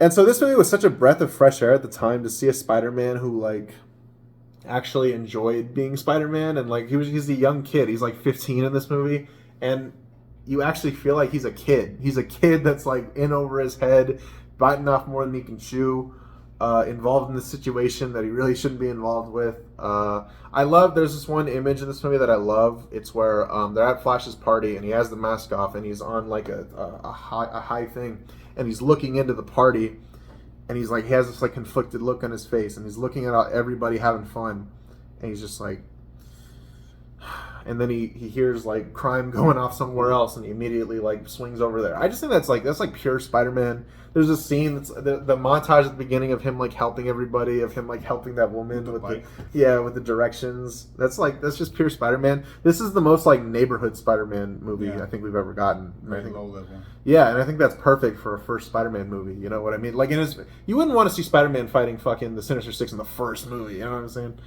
Especially if it's like a young Spider-Man. You know, I mean, they did that in the game, but that's different. I just Michael Keaton was great. That car scene, the first time I was watching it, I was like, holy fuck. And I love how nobody ever tells him. He just like puts it together. And I like in that scene, you can see him like thinking like, wait a minute. And then eventually Liz says something, and he like throws away the idea. He's like, oh, okay, I was wrong. But then he gets more information, and he's like, wait a minute. Oh. And I love that scene where he has the gun, and he's like, listen, you saved my daughter's life, and I'm grateful for that. So I'm going to let you live. But don't get in my way, because I'll kill you and everybody you love. I'll kill you. I love your daughter. Yeah. And people say Peter doesn't make any sacrifice. He literally like leaves Homecoming. Yeah. Like that's like a big moment in the teen's life. Yeah, in his life. To us, it's not. To us, it's not. But like to a 15-year-old kid, that's like a big deal. I mean, I didn't go to my homecoming, but or my prom. I was at home playing Metal Gear Solid. Anyways, true story. But anyways, no, I think this movie's hilarious. I'm looking at porn. Like that's so funny. Yeah, and I love how you could tell he's like, I'm looking at. Yeah, no, I'm gonna have to go with porn here. There's nothing else I can say. That'd be funny if it was ad-libbed. That wasn't in the script. Yeah, you could tell he's just making that sentence up, and he's like, yeah, I'm gonna have to go with porn here. I almost forgot to get this movie introduces us to Michael Mando as Scorpion. Yeah, and he's coming back. He was great in Better Call Saul. Very excited for that. Ignacio. He was great in that show. Yeah, I just really love this movie. It's very personal for me. I just think, like, the first time I saw it, it was just like, it was such a breath of fresh air, you know? It was like, it was just so, like, just so great. And, I just really like this movie. I understand some people don't like it, but, hey, you know, it's not for everybody. I understand. I kind of see it like how James Gunn's Superman. It's very different. They're going for something new. Not everybody likes it, but for me, it totally works. But I feel like I feel the same way about this as I do Superman, where it's like, it's a fresh start, it's a new take. Not everybody's gonna love it, but for me, it works. That's Man of Steel for me. Okay. All right, top 3. Number 3, the first Guardians of the Galaxy. Wow. I think James Gunn struck gold with this. Sure did. I had no expectations with this, and like you said, it's Marvel doing Star Wars. I love the soundtrack. I love the characters. I love the visuals. I love the humor. I love everything in this movie. This movie is so perfect, except the damn villain. The villain The sucks. villain is so forgettable, but the movie's so great and the character's so great, you care about them and not the villain. Yeah. He defeats the villain by a dance-off, Brandon. That's pretty great. Look how great it is. Yeah, that's pretty good. When Rocket's drunk and he's like telling you that she called me Roman, Rodin, she called me Vermin, and you see like a little bit like a break off coming off from how he really feels. I didn't ask to be made. Yeah, and that pays off later in the third one. Yeah. They built that up. Yeah. You see Quill's backstory when he's under that, like holding the stone, he's under like that spell, and Gamora's like, reach my hand, but in reality he's seeing his mom.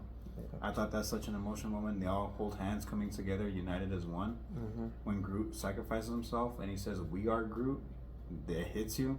This movie has so many great moments. Yeah. So many great characters. John C. Reilly's in this. I think he's funny. Oh yeah. Glenn Close is in this. There's just so much to love about this movie. I can watch it any day. Yeah. And yeah, I think this trilogy gets better with the villains as they go along.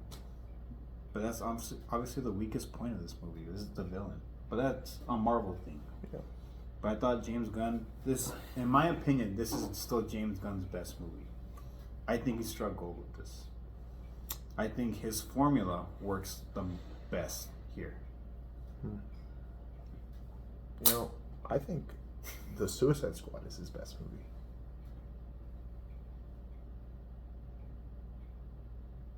What's your number? All right. Suicide Squad's a good movie. I'm Yeah. not putting it out there. It's not good. My number 3. So I switched these two. My number 2 is now my number 3. My number 3 is Civil War. So Wow. Civil War was my number 2, That's but I cool. have to admit, hearing some of your complaints, I was like, You got his point. that's true. I can't put it at number 2. Like, I do agree. As fun as the airport battle is, it doesn't feel... Like a war? Yeah, it feels like...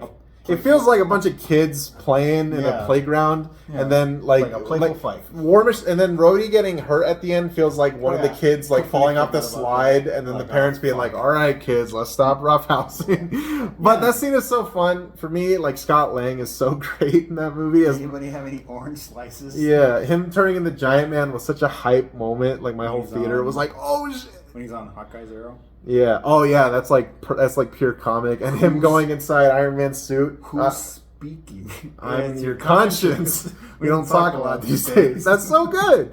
And yeah, the action scene, the opening scene with Lagos is fun. I love how this movie actually addressed the collateral damage that the Avengers caused, and Batman v Superman did this too. This movie is a better version of Batman v Superman, but Like, this, yeah, this movie was greenlit because of yeah, BVS. exactly. It's fucking way better. Yes, Civil War is better than BVS. Yes. The I've always been Team Cap because in my head it's like, okay, the government wants to fucking like keep the Avengers in check and watch over them and supervise them. The same government that was gonna fucking nuke New York, Yeah. the same government that fucking made the abomination, they're gonna be the one. Fuck that. Like, It doesn't always make the best decisions. yeah, to me, I'm Team Cap all the way. But yeah, no, this movie's great. I love the final battle between Cap and Tony. It is so like you understand where they're both coming from. It's so personal. Yeah, it's so personal. That shot where Captain America's like guarding and Iron Man's doing this, that's like straight out of the comics. It's so good. I seriously, like, when Cap had his fucking shield, I was like, is he gonna fucking like, and then he doesn't. I'm like, oh, you know, and I love Tony going like, that's not your shield. My father made that shield. You don't deserve it. And then Cap just drops it. That's like really great. Spider-Man, perfect introduction for him. I'm Peter, by the way. He's like perfect in the airport fight. Like he's like holding his own, but he's not perfect. You know, it's just like it was so good. Black Panther's really great in this movie. Yes. I think this is his best appearance in the MCU. He was so cool in that movie. Yeah, Wanda's pretty When great. they're doing the runway, not the runway, but when they're running the chase. Oh yeah. Between him and Then he Bucky. like yeah, Yeah. that's pretty good. And the ending is really good. This movie has one of I think Stan Lee's funniest cameos. Oh, Yeah, thanks. that's pretty good. Yeah, I think this movie's really great. It does have some issues. It feels like the stakes aren't as high as maybe they should be. For a war, nobody dies. I mean, Rhodey got the fucking, you know, Crippled. Yeah, that's it. But he still can walk. Yeah. So it's like, you know, it doesn't really seem like a war. Yeah. I still love this movie. I think it's great. It does have issues. Joseph brought them up, so I knocked it down a little bit. But I still love this movie. Yeah. Best Captain America movie. It's the real Avengers 2. What? Fuck the actual Avengers 2.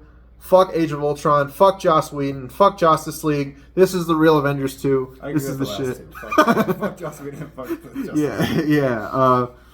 So yeah, this movie is pretty great. This is another one I rewatch a lot. You know, yeah, just good shit. Good shit. So we have our top 2 now. Number 2. Avengers Infinity War. That's not your number 1? Nope. I thought that'd be your number 1. God damn. All right. Best Avengers movie. Greatest moments. Probably ever. Every character. This movie has more characters than any other movie, but does it so well, perfectly balancing every single one of them. Yep. Everyone gets their moment to shine. The ending of this movie. Oh man, that was Thanos so was going off crazy. to the sunset after the snap. This is probably the best. This probably is the best Marvel movie, but it's not my personal favorite. But I have nothing wrong with this movie. I can go like on and on about every single moment that happens, but this movie's so good that you've seen it. Everyone agrees. Avengers: Infinity War is up there. Let's go to Brandon's.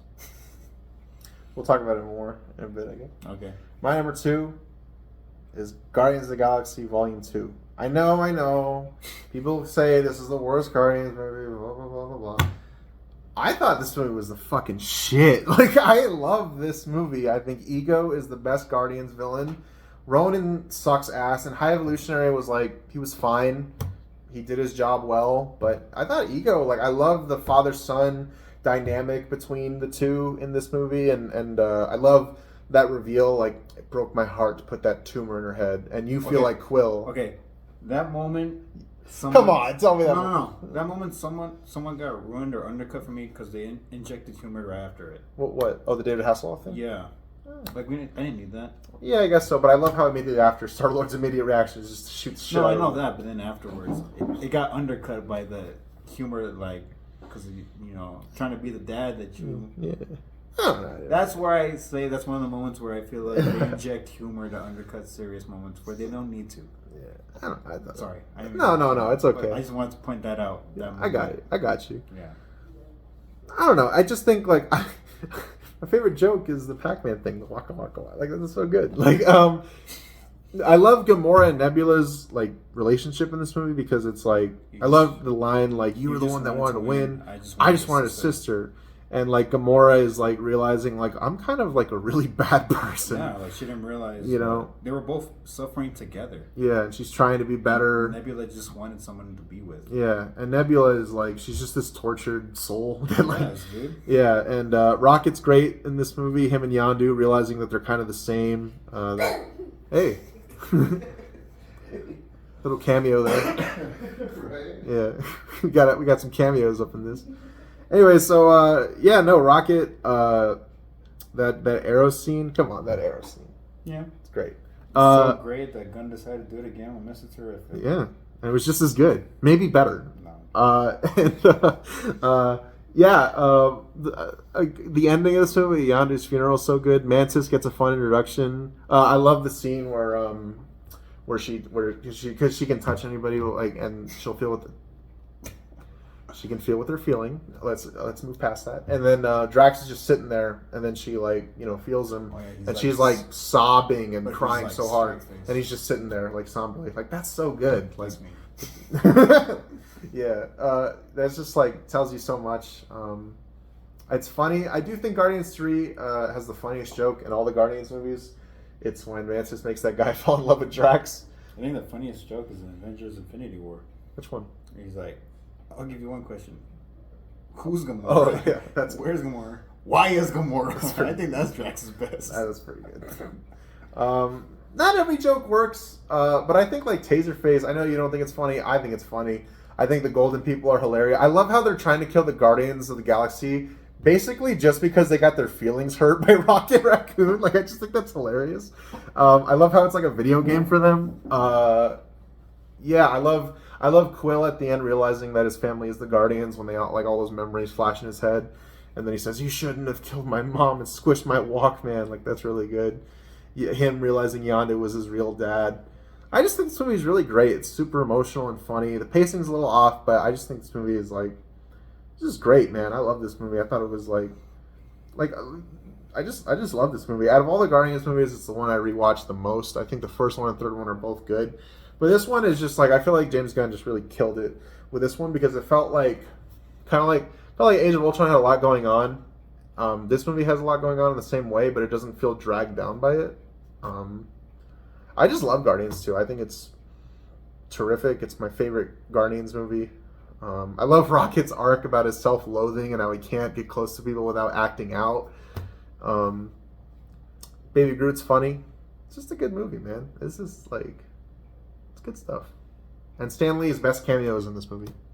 So You said that about Civil War. I said that was one of his funniest cameos. No. This is his best one. He's talking to the Watchers, no? Yeah. His second best one is an Amazing Spider-Man 1.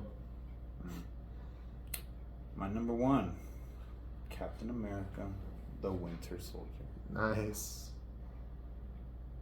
I thought it'd be number 2. This movie, I don't even need to describe how much I love this movie. I could watch it any time of the day, every day. That's how great this movie is. The action sequences, they made Cap such a freaking...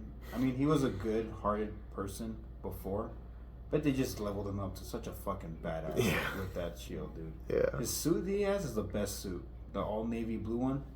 In the Winter Soldier? Yeah. Huh? I think that's his best suit. Because, like, that's a suit that I can see an actual soldier wearing and feeling, like, confident Okay, in. yeah. That's... Winter Soldier action scenes, this theme, the screech thing, the car chase, awesome. The hand-to-hand combat, awesome. The twist that Hydra is S.H.I.E.L.D. Yeah, it changed the landscape from Marvel movies going forward completely. The whole relationship dynamic that Black Widow and Cap have, you thought they're going to be a couple, but not. It's just like a co-worker relationship kind of deal. Falcon, he was fine. He's there. Yeah, I thought it was okay introduction. But yeah, like I said, Robert Redford. I kind of see like Bucky being more the main villain than Robert Redford. Samuel Jackson. This is a Marvel thing. No one really truly dies. Yeah. So like, you know, I didn't think they were gonna kill him off, but it's a cool twist. Even fucking Crossbones didn't die. He survived all that damage with that. Then he dies in the first 5 minutes of the next one. Yes. So, but in terms of like a superhero movie having a theme of being a political thriller / espionage, I was like, this is so cool. It gave me everything I want. And like I said, that turned Cap. You know, Cap wasn't your favorite Avenger before, but he is now. Yeah. And this movie introduced us to the Russo brothers, which just changed Marvel going forward. You look at my top 5, it's James Gunn and Russo brothers. That just tells you everything you need to know. There's also that great scene where he visits Peggy and she's like super old. And yes. It's like, that's but the end scene when Cap, you know, Bucky's trampled by that big, I don't know, pillar. Mm-hmm. And Cap saves him and he tells him, I'm not going to fight you, dude. You're my friend. And Bucky still sees him as the threat, the target, his mission he has to complete. Yeah. And he's trying to make him remember that I'm with you to the end of the line. Because really, that's all Steve had back, you know, in his time was just Bucky. Bucky was always looking out for him and show you that in the first Avenger. And he lost that when he thought Bucky died from that train accident. Mm-hmm. And I know, like, I knew Bucky was the Winter Soldier, but if I didn't know, I'm like, oh, that actually be a good twist for the movie. Yeah. So I'm thinking if I didn't know that, that would make the movie even better. Yeah. But there's just so much. I love everything in this movie, especially the action. Yeah. There's nothing in the story. The twist, like I said, of Hydra being S.H.I.E.L.D., that changed the landscape forever.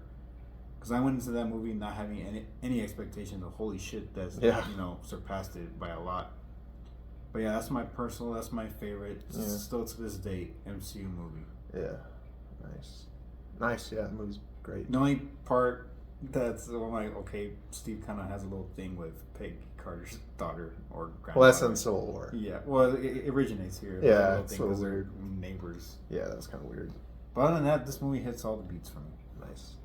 Yeah, that's great. So my number one, Anyone? obviously, you know, I mean, obviously, it couldn't be anything else. It's Superman. Superman, the newest Superman was so fucking good. Like, it was the shit. It was everything I wanted it to be. This is the Superman, not fucking whiny, emo Henry Cavill, not fucking, I'm gonna go look at rocks for 5 years, Brandon Routh. This is Superman, dog. When was Cavill This is whiny? Lex Luthor. This is the best Lex Luthor. This is the best Lois Lane. Oh my god, it How was far are you so gonna go good. with this? This is my number one, dude. Go to Superman Infinity War is the already. best. Okay. All right. Well, We're gonna piss off some Marvel fans. All right, number one is Infinity War. That's the best Marvel movie. All right. Yeah, no. Infinity War is my favorite Marvel movie. It is the best Marvel movie. It is the one I've watched the most. Seeing this in the theater was crazy, dude, because everybody, like, it was like a sporting event. Like, everybody in my theater was, like, cheering every time a character would show up and laughing and all that. But then you get to the ending, everybody's, like, dead silent. Mm-hmm. And we'll get to the ending in a bit. But this movie is, like, it's, like, everything you can imagine you want, you get in this movie. Like, oh, my God, from, like... all the people you wanted or hoping to bring together, they're in scenes together. And Yeah. you're like, holy shit, you're finally together. This is, like, I think this is Thor's best movie. When, like, in that scene where he's talking to Rocket, you realize, like, wow, this guy's, like, kind of had, like, a really shitty life. But he, like, masks it with humor. Mm-hmm. And I think that's so good. Him getting the Stormbreaker. Peter Dinklage is great. When he arrives in Wakanda, dude. I just What do you think is better, that or Cap wielding Mjolnir? Captain Mjolnir Yeah? is better. Okay. Because it was so unexpected. Like, Even though they set it up. they set it up, but it was so, like, Yeah. you know, I knew it. yeah. I love the opening of this movie with Thanos taking over Thor's ship. I love how taking bodies 5 minutes. yeah, the first scene with Thanos. How cool is it that the villain of this movie is killing the villain of the first movie? That's the first thing you see him do. How cool is that? Like, it immediately tells you, like, oh fuck. And then he beats the shit out of the Hulk, and it's like, that was when I was like, I don't think the Avengers are gonna win in this one. Oh, we better wrap it up. But yeah, no, that movie was, like, it's just so much fun, man. Captain America's entrance and fucking This is Thanos' movie. yeah. He's the main character. Thanos has the most screen time. This is his story. You don't want him to kill half But the you planet. kinda get it. But you kind of he's talking and you're like, Kind of makes sense. this dude's making sense. Like, you know, like, oh my god.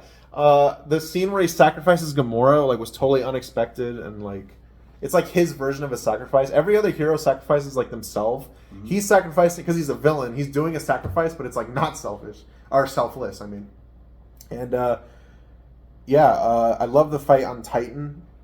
I love Spider-Man, Doctor Strange, and I Iron was gonna say Man that meeting group. together. Yeah. They meet with the Guardians. Mm-hmm. I love that scene where Mantis is just jumping in the background. I think that's funny. That's pretty good.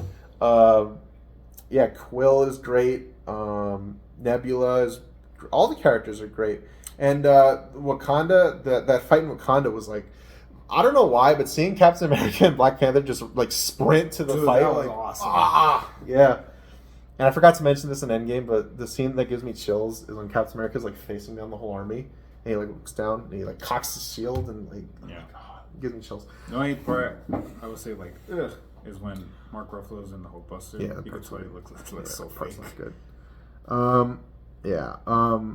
But And yeah, like, this movie's just so fun, and like Doctor Strange giving up the stone, just that whole fight in Titan is so good. Doctor Strange with like all the arms, that was like a comic, man. It was so good. I think every character gets fucking powered up when the Russo brothers do them. Yeah, they make them all, like, yeah, they make every character badass, and Yeah, even Captain Marvel. yeah, and then Thanos coming to Wakanda. That shit was so sick. The first time I saw it, there's like this huge, long, emotional scene of Wanda killing Vision, and you're like, oh, that's so sad. And Thanos is like, no, fuck you, and then he just like reverses it, and you're like, all right. I was like, oh my god, like, that was so sick. But I loved it, and yeah, we get to the ending. This is the best I think No Way Home is second. This is the best ending to an MCU movie ever. Because you're just in complete shock. Yeah. Hey, you don't have any Nerf guns anymore. I don't think so. Yeah, another cameo. Sorry. No. Yeah, no. So the ending. I mean, what do you think of the ending? It was shocking. I mean, it is and it isn't. Like, you all know they're going to come back eventually. But the Yeah. movie itself... As soon as T'Challa went out, I was like, oh. For a movie to end on that note, like, wow. They lost. Yeah. It was really cool because I remember everybody was dying, and I was like, oh, man, that sucks. But they'll come back, you know. But then when Peter Parker, like, starts realizing he's going to disappear too, I was like, oh, my God. And I remember the first time I saw it, what was really great was when he was, like, begging Tony, like, for his life, basically, and he's hugging him. Mm-hmm. Like, the thought that went through my head was like, oh, my God, I forgot. Like, Peter's just a kid. You know what I mean? Like, he's just a kid. That's And crazy. He realized it before everybody else because of Spider Sense. Yeah, that's so good. And he's like holding on as long as possible. And then I remember the scene of Thanos in the farm. Like the movie is super long, but it moves so fast that I was like, oh well. I was that I thought we were like an hour and a half in, and I was like, all right, well, let's reverse this. What's going on? And then the movie cuts to black, and I was like, the fuck? And then it said directed by Anthony and Joe Russo. like, wait, what? What the fuck? That's how they ended it? Like it was such a crazy experience for me. And you know, every Marvel movie has like really cool stylized credits, and this one is just like, here are the names and just a black screen. Mm-hmm. Oh my God. Like, Jesus Christ. So Infinity War is the best Marvel movie. Is it the most emotional? Is it the most well written? No, probably not. But for me, it's everything. Like it's the kind of movie where if you ask kid me when like fucking Iron Man 1 just came out, like, what would you want to see in a Marvel movie? It'd be like, I'd be like, yeah, I'd want to see all the Avengers fight Thanos, and you know, but that'll never happen. But it'd be cool, but that'll never fucking happen. And now here it is on the big screen. You know, it's perfect. It's like Infinity War is like it's like you said, it's Ozymandias. It's perfect. And then Endgame is Felina, where it's not as good, but it's still a great ending. But Ozymandias is still the best TV episode of all time, and this is the best MCU movie of all time. It's not as good as Superman, but hey, what are you gonna do? Got anything else you want to add? I'm looking forward to Spider-Man Brand New Day, and we'll see about Secret Wars. Yep. Secret Wars. Doomsday. Doomsday. And Secret Wars, I guess. Yep. I don't know if they're still making Blade. That shit's never coming out. But, yeah, we don't want to get into the TV shows because Nah. that'd be too much. Loki's the best But one. overall, I think you had more hot takes in your ranking than I did. Yeah, I guess so, huh? Shang-Chi is ass, dude. Fuck that movie. You got anything else to say? No, I think this video is long enough. Yeah, it's pretty long. You know, I maybe we'll do a DC ranking one day. I don't know. Maybe that'd be cool. Maybe a Star Wars ranking. Yeah. Maybe an X-Men ranking. Or whatever the hell. Whatever you want want. us to do. Yep. We talked for 3 hours. All right. Well, I'll see you guys later. Hope you enjoyed the cameos. Yeah, Superman's fucking better than all of these, by the way. No.